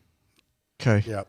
So she's only had what we got it October. We finally got the bike delivered. Something like that, yeah. Okay. So she's only had a couple months. Of It'll be actually interesting to getting see. ride it. So yeah, we'll It doesn't make the bike run bad. I still ride it. It doesn't do anything. It's just a light on. And Yeah. I know some people have been frustrated in the forums, some But when Indian you owners. spend that much for a piece of Correct. machine, I don't want little quirky stuff. Right. like And they that. take it to the dealer and the dealer gives them different information. And some of them say it'll go off on its own. And there's just a lot of that weird, Yeah. same Harley But has I've seen this it weird even with shit. cars. Yeah. You know? Correct. Yeah. So Yeah. Yeah, just a little nuance. So that's not that big a deal. Doesn't hurt the bike. Then, like one of the other things, I've got lots of miles on my bike. Maybe I'm doing more highway miles than other guys. Maybe they're doing more bar hopping or something. But like you quoted, looking up and people saying, 37 to 40 miles per gallon. That was just from Indian specs. Right. That's what I went by. Even I didn't actually throwing test mine that. into sport mode, I'm still holding, 44 miles per gallon.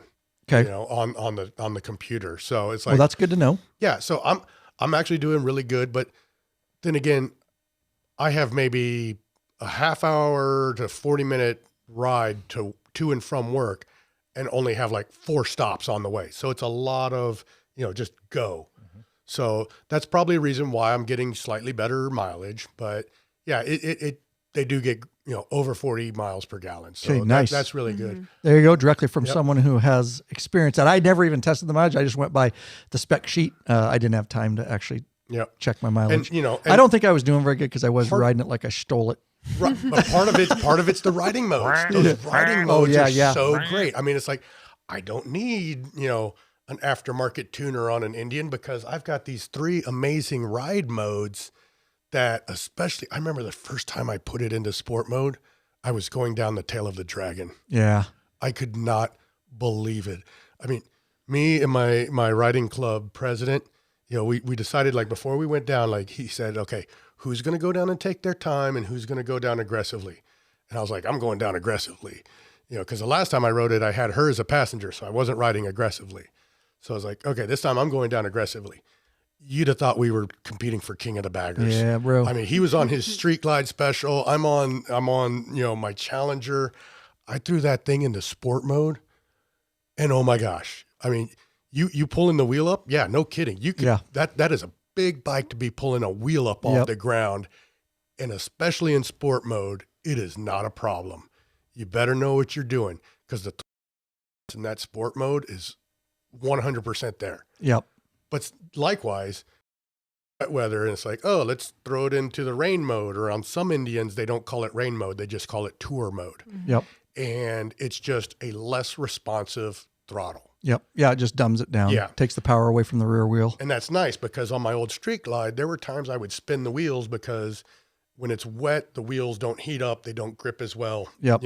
Especially when you hit the tar snakes or, you hit the paint lines on the road or something, you don't grip as well. And then you're spinning your tires. So it is a nice safety thing for sure. Since we're doing a back and forth, the ride modes are nice. I tested them all. The Harleys have ride modes now, touring too. Everybody's kind of coming along with that, which is good. It's good for rider safety. A lot of them have traction control. The new CVOs I rode have all the same ride modes. And I would say both bikes that I've ridden very comparable. Like you said, once you hit rain mode and you start hitting some of those modes, they're just kind of dumbing down the power to the rear wheel. But having that traction control and some of those rider safety enhancements, the one thing that Harley has that the Indian I wished had, that's the premium package, and it comes with everything, but it doesn't have the ABS lean angle stuff. They don't do the cornering ABS yet, and I'm not sure why. Awesome everything else. That's the one thing Harley has is that cornering enhanced ABS. They do have the drag slip. Well, they have a slip clutch, so it's similar, which is interesting. You have to get used to that, and I'll get your take on it. So, and you too. I ride really, obviously, ride police bikes. Like people, if they heard me shifting, would think I'm blowing up my transmission. Like I use my transmission for a lot, especially when I'm going into corners. I'll shift down last minute to dump some and set in. The Harleys, my old Harley, that one will lock up a little bit, which is fine. I'm used to it. Just, and then you go into it. The new Harleys, obviously, drag slip torque control. The Indians got it. But the Indian I found right away it's not a bad thing. It's definitely something you need to adjust for because it does not have the compression braking that a Harley does. Once you hit it, it just takes longer. And I think that's what the slip clutch I was told from a lot of Indian owners is you shift down. I think you noticed it too. I did. He was like, first thing he told me, I didn't tell him anything. He's like, holy I wish you would have. Yeah, sorry, I didn't. Because I had to get in the brakes. Yeah, you have to do it ahead. You just have to account for it because it's not going to dump speed as quick as a Harley motor. And that's just the way the clutch and the motor, it's not a bad thing. It's just something you definitely have to notable. for sure. Yes. Okay. You noticed that too? Yeah. On it a bit from the Harley? Well, I didn't ride the Harley as much as I've ridden the Okay. Indians, but I definitely try to anticipate turns a lot more. Okay. All right. So I'm not, I don't know. I can't ride at your skill level. Right. I mean, your skill level is amazing. But compared to a lot of riders, yes, on the slow technical stuff, because I do practice it, I'm pretty good. Okay. I'm not Ryan Urlacher good, but I'm decent. Okay. I'm blushing. Yeah. His head's big enough, dude. Like going down Tail of the Dragon. That's what she said. He Okay. ain't shit. Come That's on. So what she said. you haven't done Tail of the Dragon yet. No, this okay? year, bro. Yep.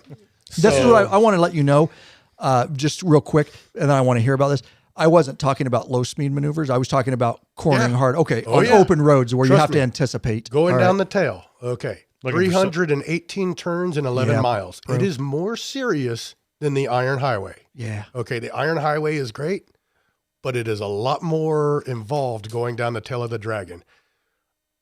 I don't know how fast I was going. I will It's probably better to say keep your eyes on the road. exactly. I was more concerned about my RPMs. Yeah, right, So right. here's one thing about switching from the air-cooled, low-end torque Harley-Davidson to the liquid-cooled Challenger. It wants its RPMs like a sports bike. It does. That's a good point. It wants its RPMs up there. So She likes to be ridden hard. 3,000 RPMs on a Harley, it's like, hey, you need to shift, buddy. 3,000 RPMs on that thing, it's like, give me more. Right. Yeah. You know, you a totally talked different about it. power Yeah, band. You talked about it. Yeah, you talked about that in the video, and that is no kidding. When I got used to running RPMs, so going down the Tail of the Dragon, yeah, I mean, okay, hopefully statute of limitations. I know I got an hour at one point, which is really hairy because now I got to slow down real fast. Serious turn. Yeah. There are more turns. So you've done Iron Mountain, which I think Iron Mountain was longer with fewer turns, but you know, it's still an amazing ride. They had different splits and stuff too. Yeah. There's no splits. There's no tunnels. There's no pigtails on the Right. Tail of the Dragon, but there are so many more switchbacks where you're going to be in first gear and you're going to be going outside, inside, outside to make that turn on the Tail of the Dragon. There are a lot more tight turns. Maybe a little needles. Okay. Well, both of them had Like the switch- technical parts and needles is probably pretty close to what the Tail of the Dragon is. Okay.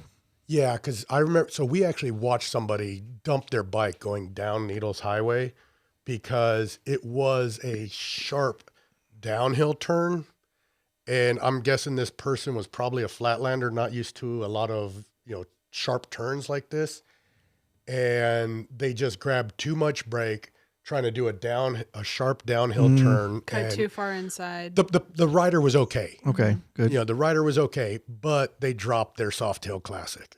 So it's just kind of like, oh, that really sucks, Mm-hmm. So, but yeah, you guys, especially you, Ryan, with the technical stuff you do, you're going to love it. Okay. That ride is phenomenal.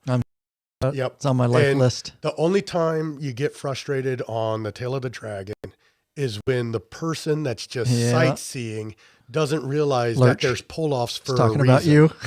It's talking about Lurch. What? There are pull-offs Sightseeing? Just on the riding Tail of in the the back, Dragon. So if somebody loving comes life, up behind you, sightseeing. you can get out of the way. So yes, if you just want to enjoy the ride, go ahead. But be aware of people coming up Right. behind you. If somebody wants to go that fast, and I mean, so many people have seen the pictures and the videos, because trust me, there are plenty of photographers along that road. You wonder, like, how do people get all these pictures and videos of these accidents on Tail of the Dragon? There's plenty of photographers along the way. So just like when you go to Sturgis, you know how you do riding around Sturgis, and they've got, hey, look at my website. And, Hey, look, I got a better camera than you. Yeah. That's what I tell them. I got more film gear than you. Let me take a picture of you. You can, You should like park up the road and fly your drone past them. no doubt, just right by them, dude. Yeah. Planned. Yep. A couple of comments in the yes, chat there. please do. Cause we were talking about the key fob and the red key being on. Mike Schnard says, if you want to resolve the fob red light issue next time you see it, enter the bike's security code manually, and it will ride command, and it should resolve itself. Damn, I tried that, but We didn't know what it was. The company didn't send me the security code, so I was trying to get 000012344. And that's if you I told Mike was. If you contact a garage, Indian usually has a standard maintenance one. Yeah.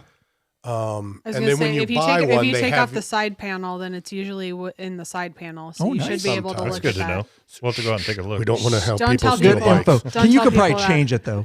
Yeah. So when I bought mine and when she got hers, they walk you through putting your own code in. So you have your own default code. Yeah, you tried starting the bike with the code and couldn't come up with it. But Mike's saying that if you would have entered it, probably would have got rid of that. Okay, good to know. Good to know. Appreciate it. Love the community out there. Lots of experience. So let's keep moving along in the interest of time. So we talked about that motor. I'm going to positive 108. Awesome. Amazing as far as torque, responsiveness. I absolutely smile every time I ride it. Run it like you stole it. Run it at high RPMs. It's totally different. I think they did a good job. The one thing that I'll note on the other side, since we're talking about the motor, it is the one thing I noticed. It's been verified by multiple other, I'll just say I'm in contact with a lot of other YouTubers in the industry that have reviewed this bike because I wanted to make sure it wasn't just me before I put out my review.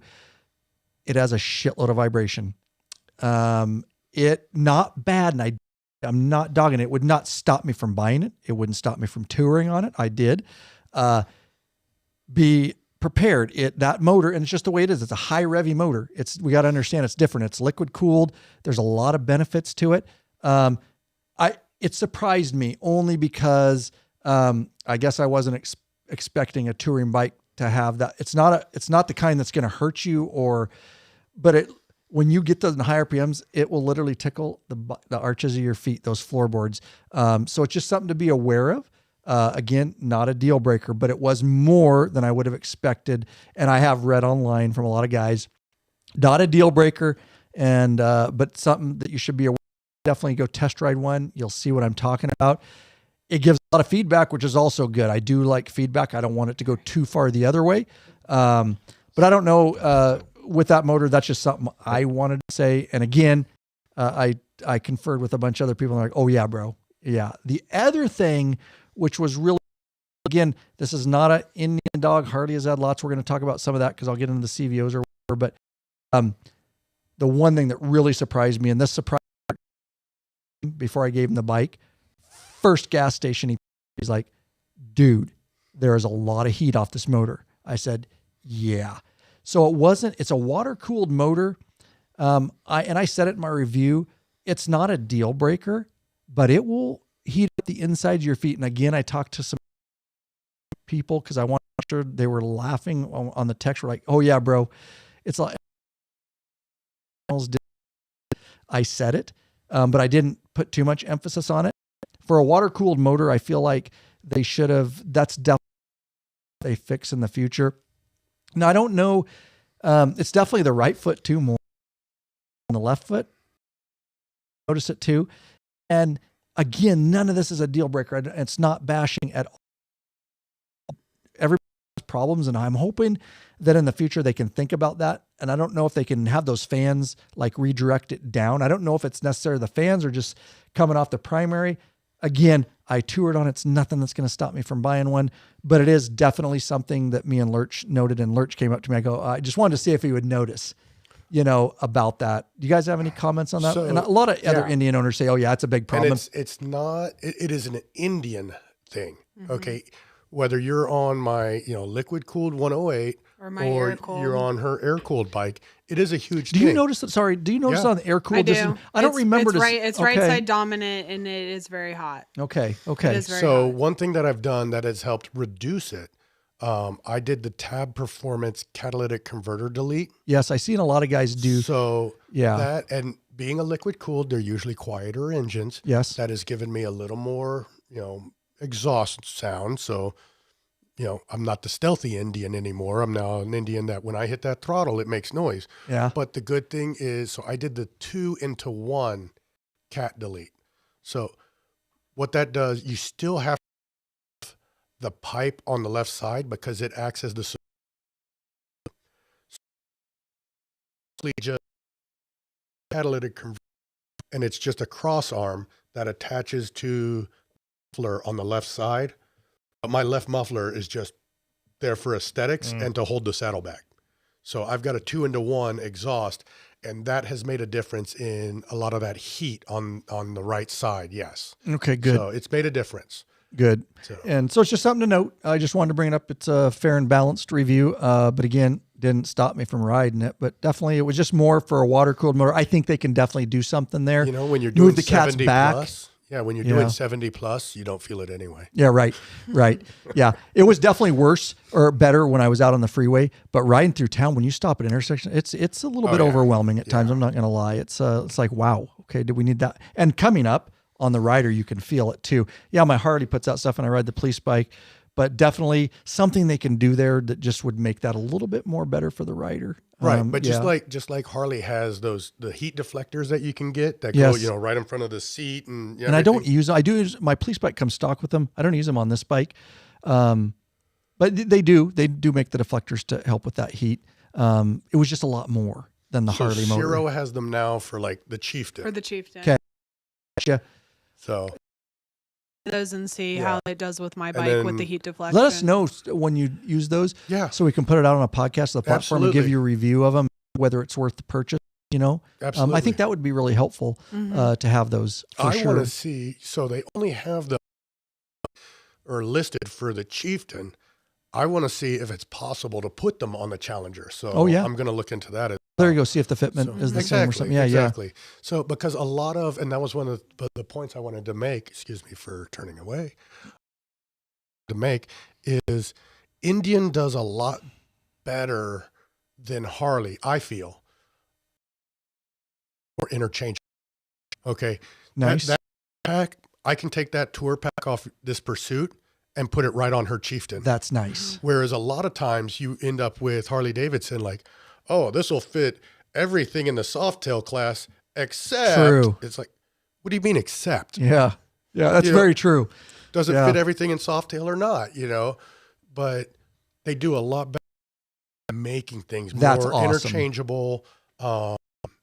You address like the tour pack is always removable, so no matter what Indian I get, removable. I did not like that when I had the Ultra Classic. And I converted my Ultra Classic to be removable because I weighed that tour pack and it was 50 pounds. That's a lot of weight to have up that high. Yep. Like a lot more easy to maneuver. So I like having the removable. I mean, even on my bike with the removable backrest on both of our bikes, it's great when we don't have the kids and I can just take that off. Yep. That's something I gave props to Indian on. And I bitch. That is something that's awesome, is stock out of the gate, removable tour pack. It's super easy. It's quick. It's special plugs. So you could just unpack.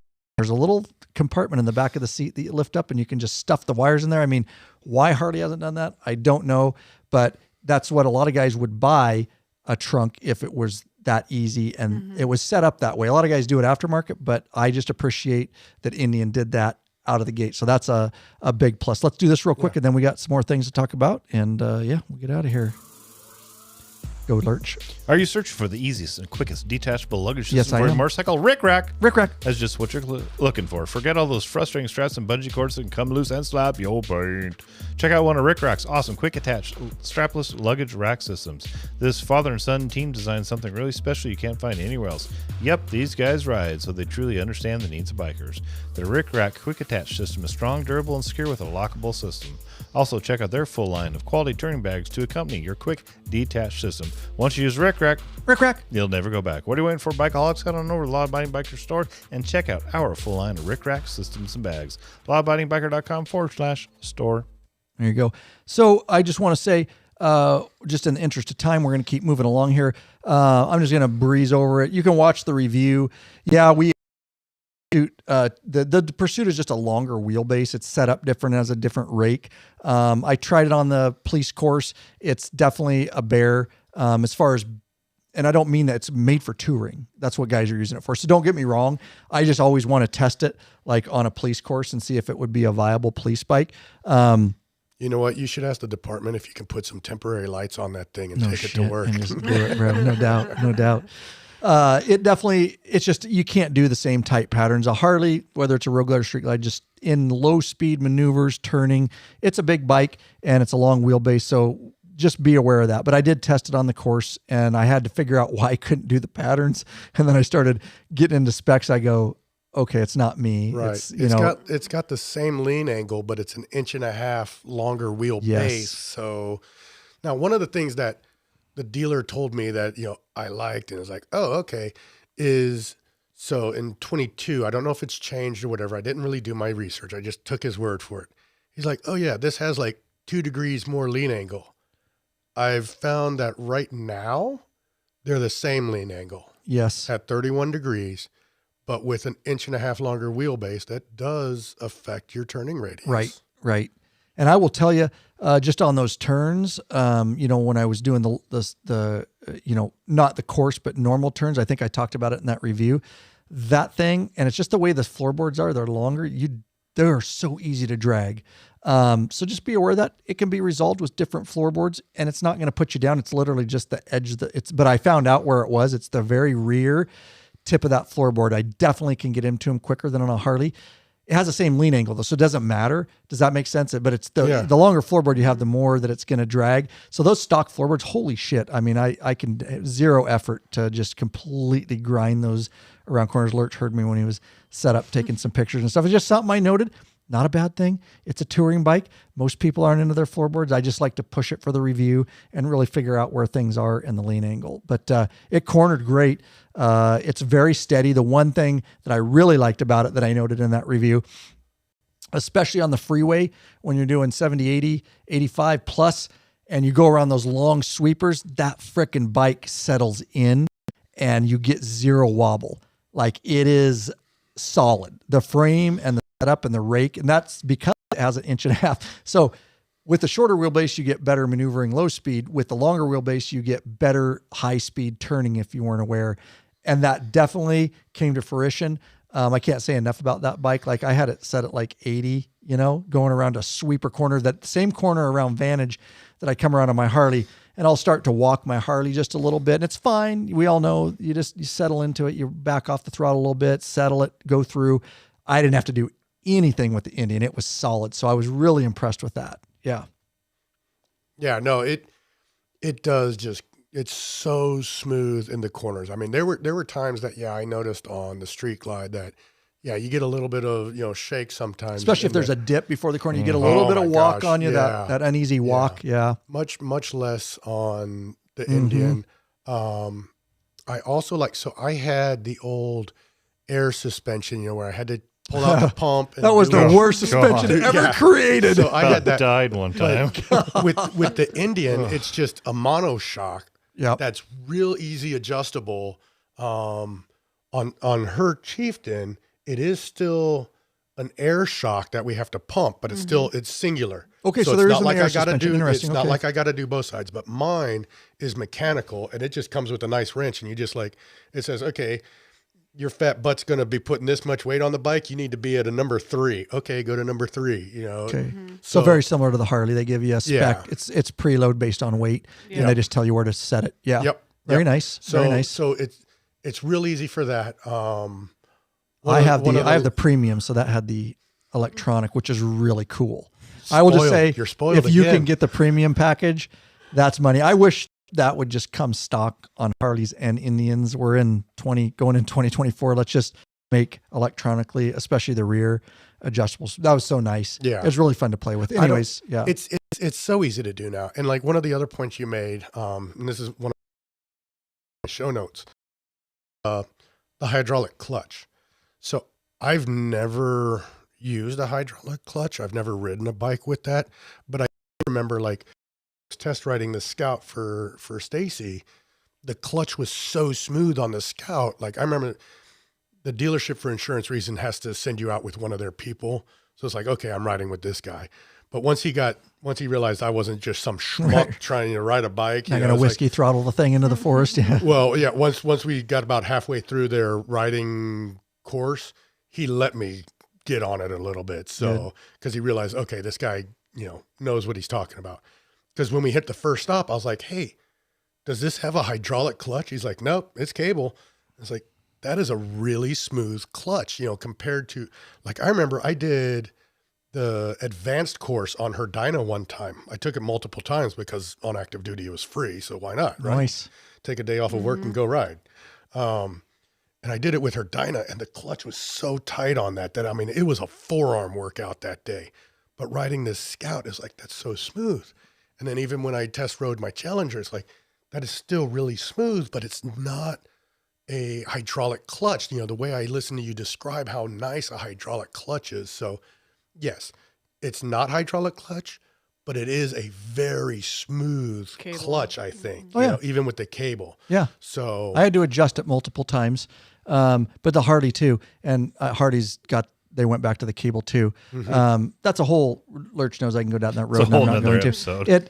It's not necessarily, in a nutshell, it's more consistent with the hydraulic. Doesn't mean cable aren't smooth and great. They are. I had to adjust it 3 times, and that's a problem with cables.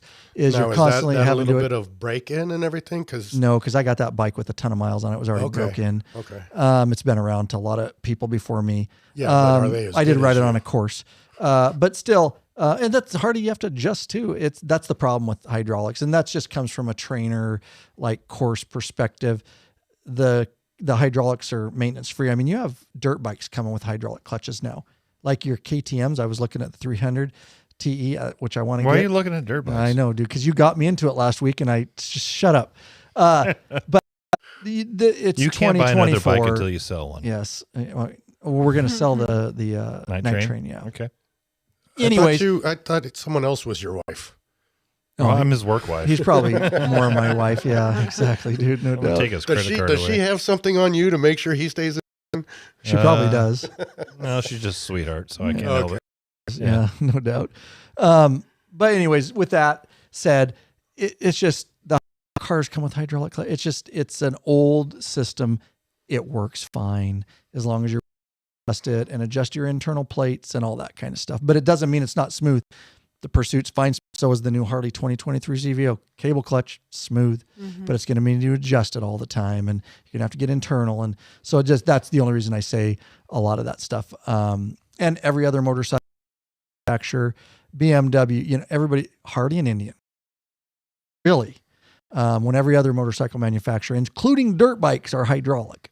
I'm not sure on that. But anyways, again, that's a rabbit trail, but it is a very nice, smooth. I worked a course with it. I have no problems with it. It's a good cable clutch for sure. And what I would say to people like trying to make a decision based off your video, you are a very skilled, very technical rider. Just like earlier we were talking about snowboards and stuff. For somebody that's never snowboarded, for somebody that doesn't have your riding experience, they don't appreciate the finer details that you do. You and I are really good snowboarders. So like when you were showing me those new bondings, it was like, oh, those are amazing. Yeah. I've never used and I'm going back and forth, with, comparisons here with the snowboarding and motorcycling. So sorry, folks, but I've never had a hydraulic clutch cable, but I did notice compared to the Harleys that I had, which were all older Harleys. Definitely they're harder. Yes. Especially like that night train and stuff. This cable clutch was still a lot smoother. So they've definitely upgraded the technology over the years. So I would still like to see, do a ride, do, some technical riding and see what a cable or a hydraulic clutch feels like. One day I'm sure I will. So I will say the Pursuit, though, adjustment wise, they did a really good job at making it really easy on the external. It is, super. So good job there. If you're going to do a cable clutch, and Harley did too when they went back to their cable, they're going to auto adjust. It's really interesting. So they both done good jobs in their own way. It was really quick for me to adjust that on the Pursuit, but the Harley one is nice. Without getting too technical with it, you take these two, pop them out.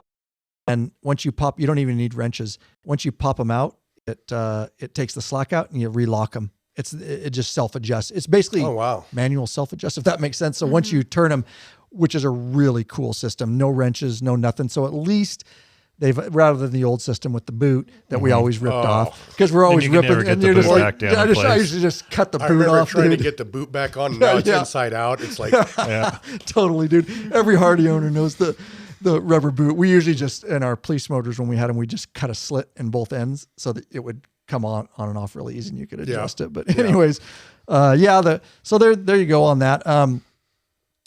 What else do we want to talk about? Saddlebags. That is one thing that is, and I've heard through the grapevine that Indian became aware of this because a lot of us said shit about it. Indian is revamping, wasn't it me and you? They realized that it is a kind of a little bit of a sloppy system and they're revamping it to make them more solid on the new models. Wasn't that you, Lurch? They did revamp it. Yeah, I watched a launch of their new models this year, and they had made some changes to the design of the saddlebag to make it a little more rigid and also not open all the way up. Right. So it wasn't so flimsy. And it seems like that was based on feedback. So awesome to Indian. Harley's listening. Indian's finally, everybody's listening and they're getting these bikes. And so not a deal breaker. Something I noted in my video. It was definitely like it seems a little bit sloppy and wouldn't latch. And I lost a code out of it because it didn't let one of my climb out in the middle of nowhere, by the way, between west of Spokane, out in the middle of the wheat fields, and we just and then your saddlebag came open and your climb jacket flew out, and then they ran it over and put some holes in it. Again, not a deal breaker. So what I do to get, and what I'm talking about, guys, is it's not, again, none of this is a deal breaker. Just a little bit. I was surprised that you really have to slam the trunk to get it to close. You're not just going to latch it. but you don't. And then, and we'll ask that. And then the side bags are really, the lids are thin. And if you don't get the latch, and the other thing, the biggest thing that I had that I think Indian can improve on the saddlebags is they're wasting a lot of storage space. And so what I found is because it's an automatic, and let me say this, thank God Indian is on that bike is making lockable saddlebags. You only get that on the CVOs with the Harley, and I love that. Remote and locking. So that's awesome. But because they made that system, if you put anything above the lip of the saddlebag, you will not get it closed. It's taking up a lot of space. So those saddlebags look big, but they lack a lot of space because of the mechanism and the way they did that. I think they can revamp that. But I do appreciate the locking. And so what I did on that is I lock them now. Yeah. So just to make sure that they're latched. I think that's good on any bike. Yeah. And I mean, the large locking mechanism, it's not just an auto lock issue. Even on mine without the auto locks, that's an issue. That's where still they put a large housing. Okay. Yes. But I will agree. So like Lurch said, they're tightening the saddlebag lids. Good. Great. Because that is a thing. When you open the saddlebag lid, it's I've gone and checked it. It's like, are my screws coming loose? What's going on here? No, it just has a little play in it. And what I've learned to do rather than slamming it is as I close it, I just kind of roll it inboard towards the fender, and then it latches nicely without slamming it. Okay. So because one of the downsides of an Indian, some of the things are made of plastic that probably shouldn't be made of plastic. One of those being like your control cluster on your handlebars. Yep. It's made out of aluminum or whatever on a Harley. It's made out of plastic on the Indian. And it's like, you tighten the screw down too hard and you're going to snap it. So that's a negative for Indian, that it's like, hey guys, step it up here so that's not as fragile. That might be why you made the goof on dude, I'm trying to give you an out. Hulk smash. So we've been at it too long, and I was frustrated. But that happens. Yeah, that's something that on the Indian, it's like, hey, that control cluster housing on the handlebars, let's make it out of something other than plastic. Yep. Interestingly, though, we talk about that, and that's one of the benefits of Indian. They listen. Well, they do, and Hardy's really listening to. I give both companies like kudos. Like they are taking feedback from us, and it's amazing. I've never seen it this good in the industry as far as that, because they're both competing, right? Yeah. I will say the Indian, though, that's why a lot of guys, and it's fine, they are a value as far as that, because you're going to spend less on an Indian. With that comes some of those things, right? It's cheaper. It doesn't make it a deal breaker, but that's why a lot of guys will get into an Indian is you can, get it for $5,000 less for a lot of the same stuff. I'm not saying it's built cheap. I'm just saying to get it to that price point, you're going to have to make some changes. Interesting comment, Mark Arnold from Canada. I can't imagine ever getting a bike with a cable clutch again. Goldwings have them for over 20 years. Hydraulic clutches. Russell, love the remote lock on the Goldwing. It's been on them for years. Yeah, Harley definitely, absolutely needs to pull that out, and that should be coming stock. Like on the Indians. That's just I've bitched about that for years. So, anyways, I just wanted to get some of the comments in there with those are some of our patron members in there. So thanks for hanging with us, guys. So yeah, there is some of those things as far as like the little plastic things. I did notice the dash panels, and I don't mean this in a bad way. It's just the panels, the way they like, and I mean this in the nicest way. I don't know how to, just a little bit less refined. My dash panel on the Pursuit you can push on it and it moves around in between the stereo and stuff. It's not a bad thing. It's not a put down. That's just what I felt is like the lines and the panels weren't quite, when you look really close, as tight. Maybe it's because I came from a 2023 CVO. That's just my opinion. That could be completely, again, it doesn't change anything as far as the bike's performance. Having gotten into that, because I had to get in there. So my bike did not come with the heated grips. I had to install them myself. So I had to get into the fairing. When I thought I was going to upgrade my speakers, again, I got into the fairing and everything. So a lot of theirs is less, like, I remember getting into my Batwing on the Street Glide. It's like, okay, you got to take the front off, then you got to do this, and they make theirs so, you get the little plastic pry bar and you can just pop stuff off and get in there. Maybe that's why. Easier. So yeah, okay, that's what you're probably. And again, it doesn't noticing. Change anything. It wouldn't stop me, or it's not. It's just I try to note everything. Yeah, like I have this bike and I'll look over it for hours, and I'll look over Hardy for hours, and just because I have time and I really want to dive a little bit deeper than a lot of the other reviewers. But that's a good point. That's probably why, is they make those. I haven't had that one apart. We had a Challenger apart when we did the bars and stuff, and that was a fairly easy forward process. I did appreciate the way they put it together. It makes it a lot easier to get stuff apart and back together. It's true. We did like that for sure. Yeah. Including the control clusters and everything. Yeah, much easier to deal with. I mean, I think when I did speakers on my Street Glide, I had to unscrew the screens, whereas on the Indian, I just popped the screens off. Okay. And then I'm at the speakers right there. So yeah, that's only the Road Glide. Yeah, you got to remove the whole fairing. They have whole speaker boxes in the Batwing. They're big plastic speaker boxes. Well, 14 and newer. Yeah, mine has it. That's They're huge speaker boxes. What do they call them? Compartments or enclosures? Speaker enclosures that are, obviously like bass speakers help with the sound or whatever. But the Road Glide, they're just popping a couple 4 bolts. They come out really easy. Another reason to have a Road Glide. Yeah. And they have speaker boxes too, though. They do. They have enclosures, but you can access it from the top. So yeah, all good stuff. Let's move on down here. Yeah, we've talked about that. What else, Lurch? Can you remember from my reviews that we want to talk about? Overall, awesome bike, super responsive. I love the motor. I love the torque. It's fun. It'll make you smile. It's fine. You'll go cross country. It's amazing. Obviously, the high points, yes, definitely more vibration than I would have expected, more heat than I would have expected. Neither deal breakers.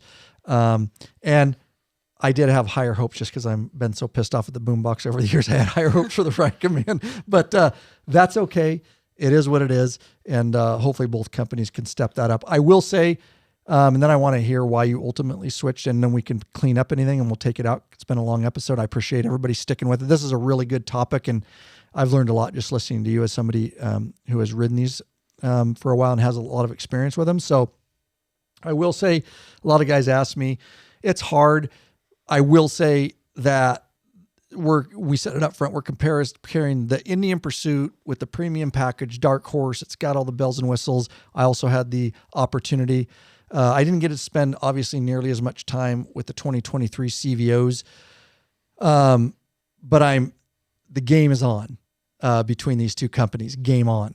I will tell you that as far as the motor goes, I love that 108 water cooled on this Indian Pursuit. You will not be displeased with the performance of that motor. It's fun. It'll make you feel young again. I will say that Harley knocked it out of the park with their 121 VVT. That's game changer. And I will be curious to see. And the reason I say that, we can look at spec sheets all day. I'm not so much into that, which is why I like to get on them. Because specs are one thing, but what does that really mean when I put wheels to the road? And how does it actually ride and feel, and all that kind of stuff? I will tell you that all I can tell you is that that 121 with that VVT is so buttery smooth. It's like nothing else that I've ridden, but yet it still has enough feedback to make it a Harley. But again, that one you roll on the throttle, you can definitely bring the front wheel off, little clutch wheelie like I did with the Pursuit. Definitely, I think the 108, just without even looking at spec sheets, is a torquier, but it's not so massive. What I lose in vibration with the VVT is worth it. And I will tell you that motor, the heat, I do know how they did it because I looked at all the research. I've never ridden a Harley with that little heat. Like everything they did about that bike was to get heat away from the rider. And I read a lot of the research and, anyways, I would buy either. Again, you're going to get a better price point. And I'm hoping they bring some of the technology, from the Harley CVOs to the regular models. And I know they're going to, because they wouldn't have did that much R&D to just leave that in the CVOs.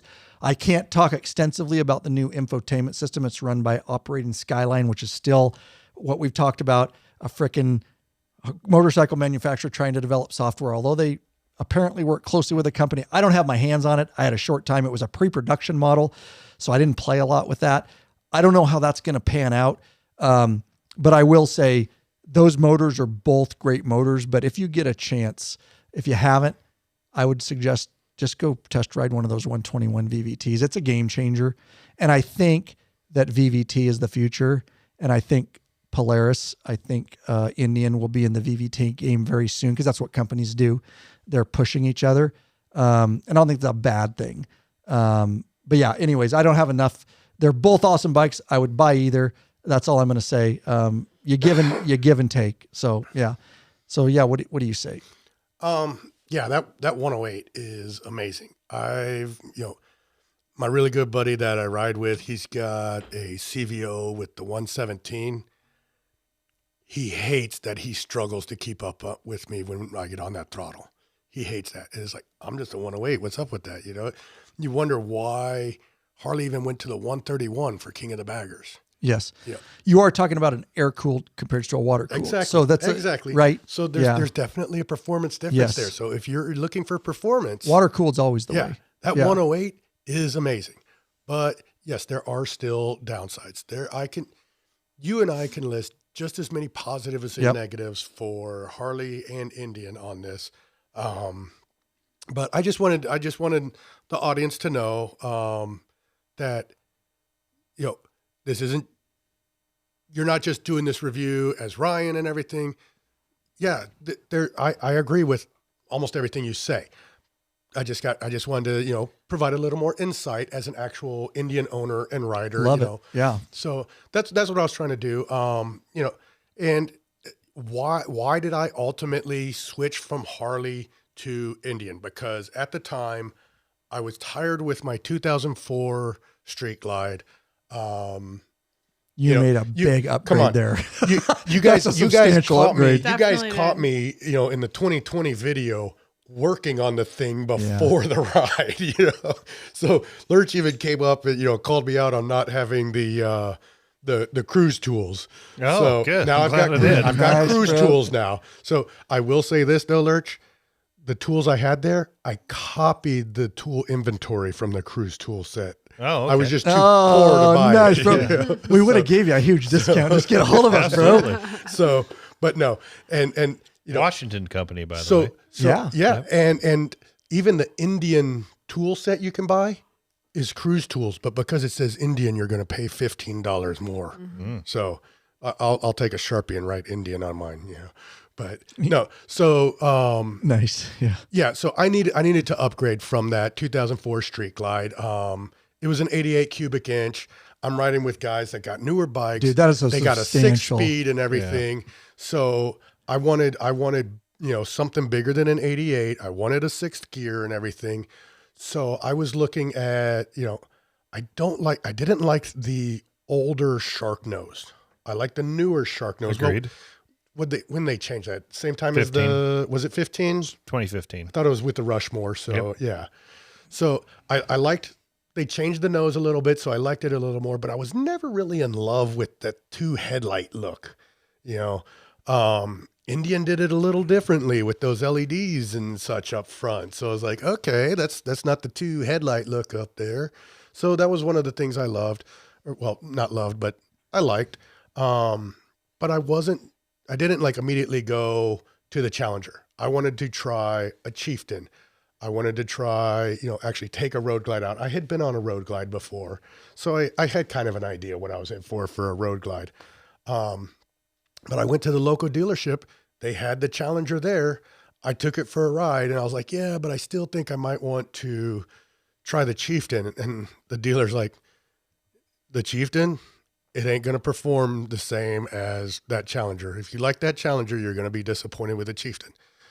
Not to say that the Chieftain's bad. Let him have it. I gotta see this. Yeah, live in the studio. I got a fat hang on. I'll tell you about getting the Chieftain. So I'll get to that. From the girl with the hat that says titties and bikes. She's gonna backhand you. Who doesn't love titties and bikes? That's right. Gold. Yeah. So I actually walked out of the dealership that day like, okay, I got to go away on work, and I'll be back when you guys got a Chieftain, because I really want to try a Chieftain. I was gone for 3 days. I called the guy up and I was like, hey, what do I got to do to secure that bike? He's like, well, it's 5 minutes to closing. Call me in the morning and we'll just do a credit card hold. So I called him in the morning because I was in Arizona. He was back in Virginia. Called him in the morning, did a credit card hold. The bike's mine now. No regrets. Part of what it was is taking that bike for a ride. And I'm curious, I want to hear what you thought when you first rode it. Now you might have had a bias because you already rode the previous Challenger, but this one set up stock. When you sat on it and you rode it, what did you think about how you sat in the bike? Because that was one of the things that I really loved, being 5'10", 5'11". I felt like that bike was set up for me. Like I sat down into the bike. The stock handlebars were just right. They're not too low. They're not too high. If I want to ride a little more aggressively, they're still in a good spot for that. Yeah. You start putting those, A-pamers on there and everything, but, I want to ride aggressively. Well, you're riding aggressively with your arms up in the air. Right. So I like. Take away performance anytime you do that. Exactly. So I like. But it looks cool. How the bike was just set up stock. It felt like it was set up for me, and I wasn't going to have to change a lot of things. And since then, the only thing I've done is, I added a backrest for passengers. Okay, safety, I put heated grips on it. What else did I do? Like engine guards. That's from a stock Challenger. That's all I've done to it. Yeah. And I'm completely happy with that bike. I mean, it just does everything I want a bike to do. And when they tried to sell me extra bells and whistles, it was like, I don't have that now, and I'm not really missing it. It's not like when I went from my Fat Boy to a touring bike, and now I got cruise control. Cruise control's a game changer and everything. I mean, you've had other guys say that on, Cowboy doing the ride on what did he have, a Dyna back then or a Softail? It's just like cruise control makes such a huge difference. So switching from my Scout to the Chieftain, the cruise control was a big difference. So trying to ride Sturgis with them when everybody else had we're going 80 down the highway, and I'm the only one who doesn't have cruise control. Props to you though. That's a tough thing. Damn right. And I didn't have I had the windshield, But no fairing, no nothing. I was taking it all to the chest and the head. So for the longest you are a time, machine, though. yeah, That's good for you. they do make a batwing Got bigger fairing balls than you. for the Indian Scout. Sorry, I got to. Okay, never mind. No. sorry. I'm not into that. Okay. Not talking down about it. It's just not me. Not yet. I love it. No, so she really earned that chieftain. She had done Tell 'em how I earned it, so baby. I'm going to. So she had done a lot of riding with that bike, and she really loved it. As everybody does their first bike, and they don't want to Yep. get rid of their first I mean, bike. technically, it wasn't my first bike, but Okay, well, the yeah, first bike I actually loved. yes, she was never in love with the Dyna. So as much as I tried to modify that and make it nicer for her, but that's okay because I ended up selling that thing for more than I had into it because, Nice. Partly with the help of Big Daddy, that Dyna was like 3 bikes in one with all the mods, removable windshield, Viking saddlebags, different seats and everything. The guy I sold it to, he was like, oh my gosh, this is like a bar hopper and a beginner touring bike all in one. It's like, absolutely, man. Give me the money. So we got rid of that. We got the Indian. She rode it. So Indian does make a batwing fairing that'll go on the Scout. Oh, okay. Okay. Even color matched to your paint. Mm-hmm. The problem is they were out of stock for like over a year. So even though it was like, hey, that parts thing. let me know when you get one and everything, they never had it. They just had the little, windshields. So she had. You could get the non-painted version and then they'd color match it, but then it was like $1,500 more or something ridiculous like that. So. Yeah, I got to So, like, find somebody. It wasn't worth it. Right. Yeah.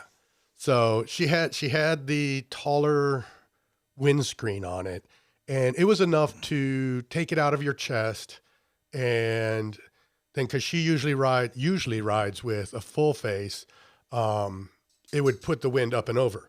If I had the half helmet on, it just tried to catch that thing like a parachute. It put the wind right there.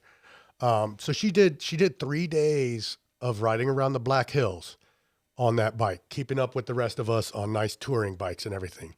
And the end of day 3, we were at Sturgis, Indian, and this was like Wednesday, and everything kicks off on Thursday. So they've got every bike there. What color do you want that bike in? They've got the choices. They aren't picked over yet. And so we took the Chief and the Chieftain out. She started out on the Chief. We rode out the Chief Sport. Chief Sport, yes. So the 116 still. She took that out. We rode out about 20 minutes. I hated it. She hated it. Right. I hated it. We swapped bikes. We rode back about 20 minutes. If it had the 10-inch risers, it might have been better, but the way that it sat when I rode it was not good. Still, I hated it right when I pulled it out. Is that right? I hated yeah, it. she was not happy on it. Just the seating position, it was still a lot of, getting beat up by the wind and everything. Even though it's the longer wheelbase and a better suspension, it's like, we're going from a Sportster to a Dyna still. Yep. The Dyna was better, but it still wasn't a touring bike. But in the later years, you could get cruise control on a Dyna, so that was the upside. She had a bigger engine and she had cruise control. Okay, but she still didn't have a stereo or anything like that, and she would usually use like her Senna and just Bluetooth sound. So, but we swapped. She gets on the Chieftain.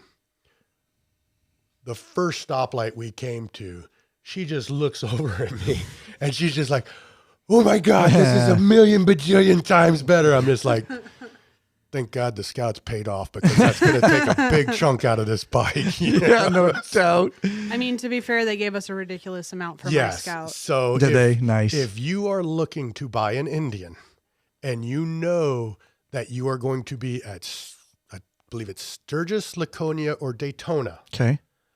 that is the time to buy. That's the time? There was no destination charge, no setup charge. Nice. They gave us, and I tried to call them out on this at first. They're like, we'll give you $1,500 over your trade-in price.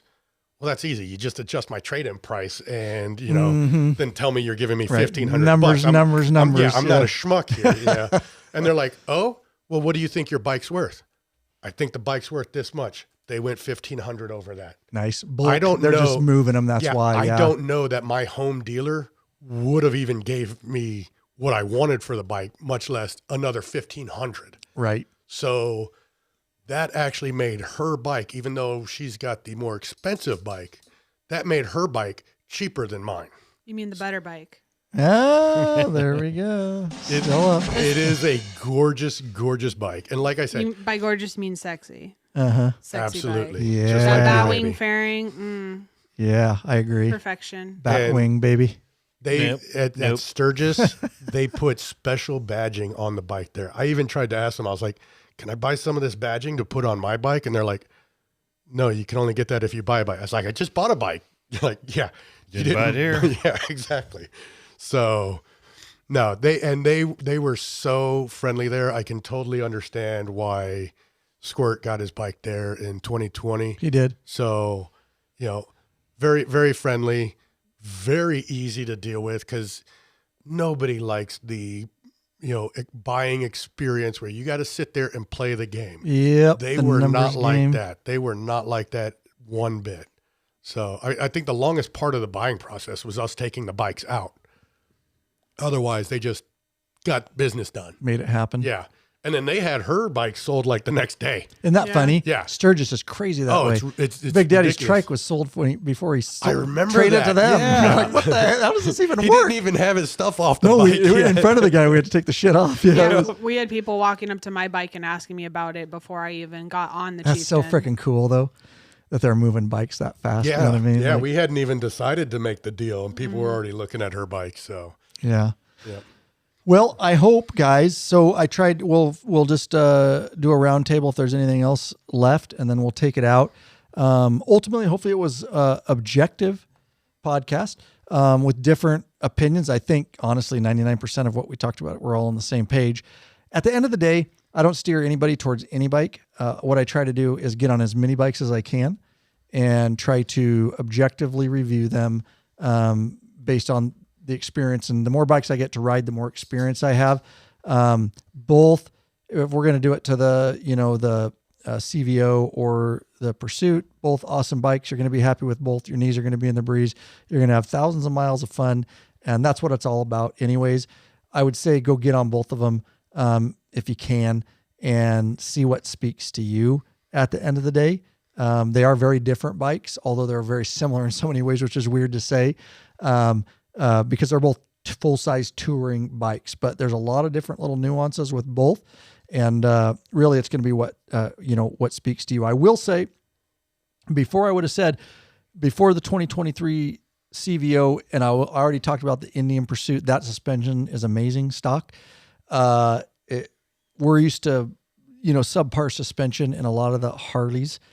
I will say, and I think that's part of Harley listening and Indian listening too, is with the 2023 CVO, that suspension is amazing. Although not electronically adjustable, it is completely different and better suspension. So I'm going to say both those bikes, if you wanted to, and we started out with it, you don't have to do a lot to them. You're gonna, because that's what we do.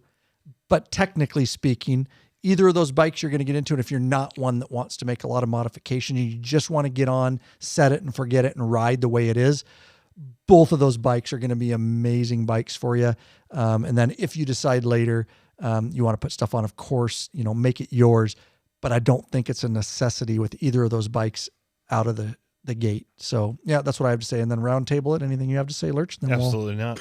I'm done. You've said about 2 words. You've said a lot. You've said a lot, Lurch. Lurch podcasts me by Very himself all the talkative. time, and Yeah, he's I like, love "I it. like this. I just I sit love around and this. listen." Yeah, just make wise ass comments once in a while. That's my And he job. didn't get teased this podcast. I'll try to do more of the work for you. Yeah, next time, Lurch. this has been great. I really enjoy it. Anything? No, For the good of the order? This has been amazing. Just being here. Yeah, everyone says it when they come in here. Seeing this facility. I mean, this is coming to. I don't know.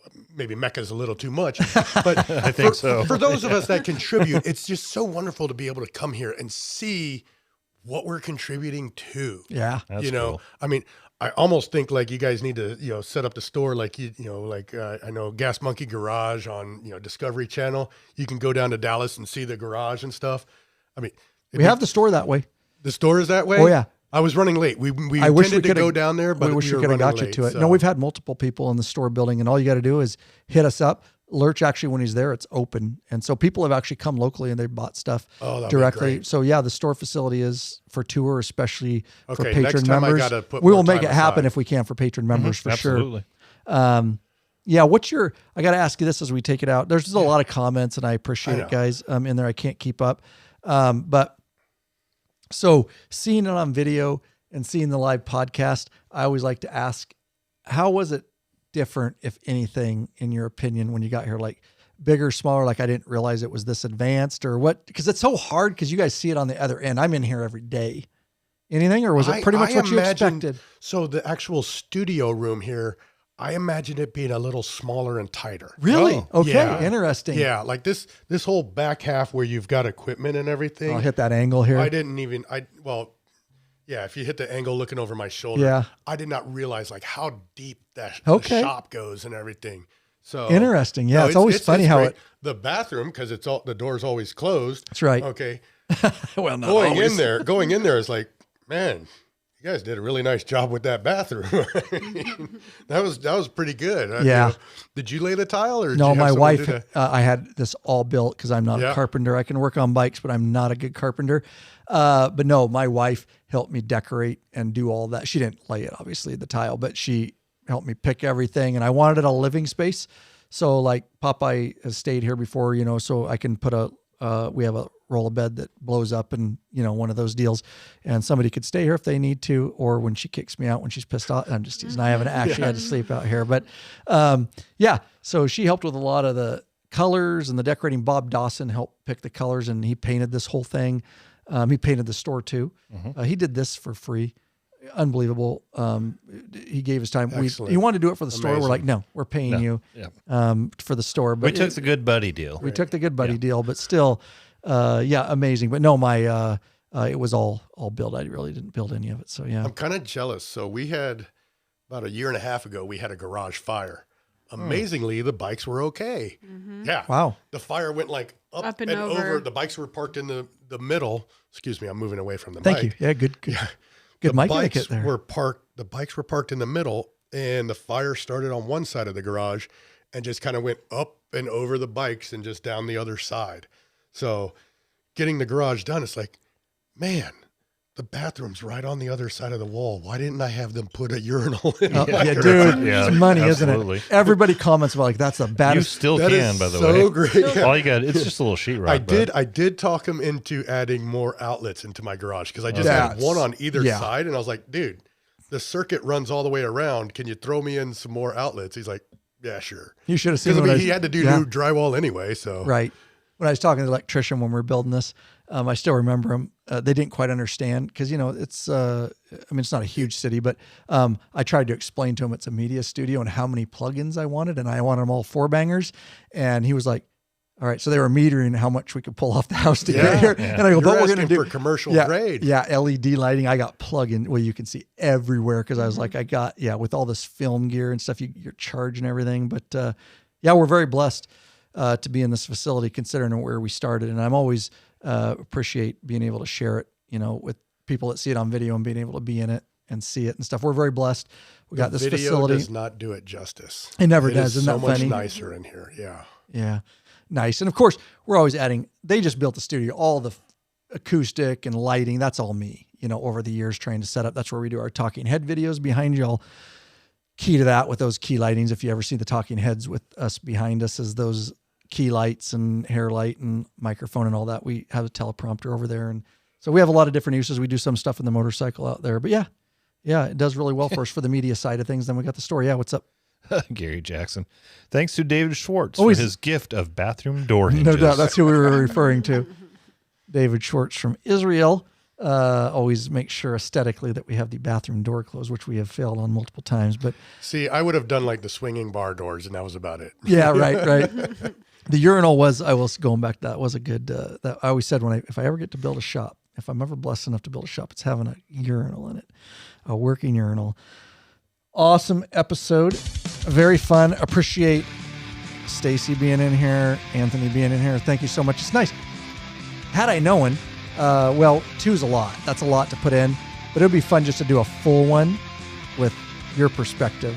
Heck yeah. You know what I mean? It was a last minute addition for me to be on here anyway. So I think that would be just stellar. We don't get enough ladies on here, and so to have that perspective would be fun if we ever get a chance. Yeah.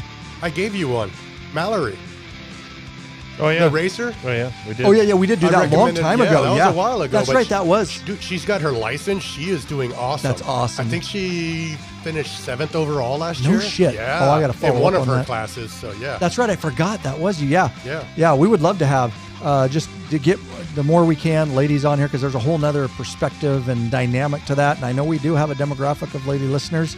I'm sure Lurch has, got a few to leave us just because he's an old pervert. But, other than that, So, yeah, we'll have to see if that works. Gentleman. We love our patron members. We want you to be a patron member right here in the studio. But for whatever reason, we want to get to know you better, want to get you benefits, want to get you in the private Facebook group. But for whatever reason, you want to support us with a flat donation, we certainly never buck at a flat donation. I want to thank the following people for their flat donations. Grant Doro of Sydney, Australia, Donita Canterbury of Williamson, West Virginia, and John Giglio of Auburndale, Massachusetts. Anthony. Hey, Stacy, how about you? Dennis Hillison of Marcel, Illinois, Russell San Felice of Cornville, Arizona, and Arnold Gustafson of Jacksonville, Florida. Nicely done. Her voice is so much more soothing than yours, Way Anthony. better than mine, yeah. I'm just saying, it put me to sleep. Put me just right there, dude. Relax me. Just, yeah. It's nice to have a lady's voice on the mic. I'm just saying. That's all I'm saying. All right. Yeah, guys, thanks for being here. Hope it was a good episode. And this is going to be up right now. It's live on YouTube. It was a live public event. Remember, if you're tuning in late and you're getting the closing here, these are normally reserved for our mid-level and above patron members. We do these all year long. Live video broadcast, chat, community, networking, laughing, enjoying each other. You should see the chat. Well, you can, because this is live public going on in there. And we appreciate all our moderators, in there. I wasn't really watching. I don't see. We're pretty good. Mm-hmm. Everybody knows Law Abiding Biker Media now. We've done really good with troll control. And we just don't allow them, so they don't really come around here much. But if there wasn't any trolls and you booted them out, well, good job.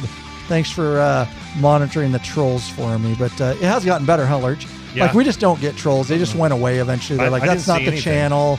We don't allow their comments. We block. We don't care if you're a subscriber or not. If you say something really crappy, you just get blocked. So we don't really care about that. So thanks so much, guys, for being in here and for being part of the biker revolution.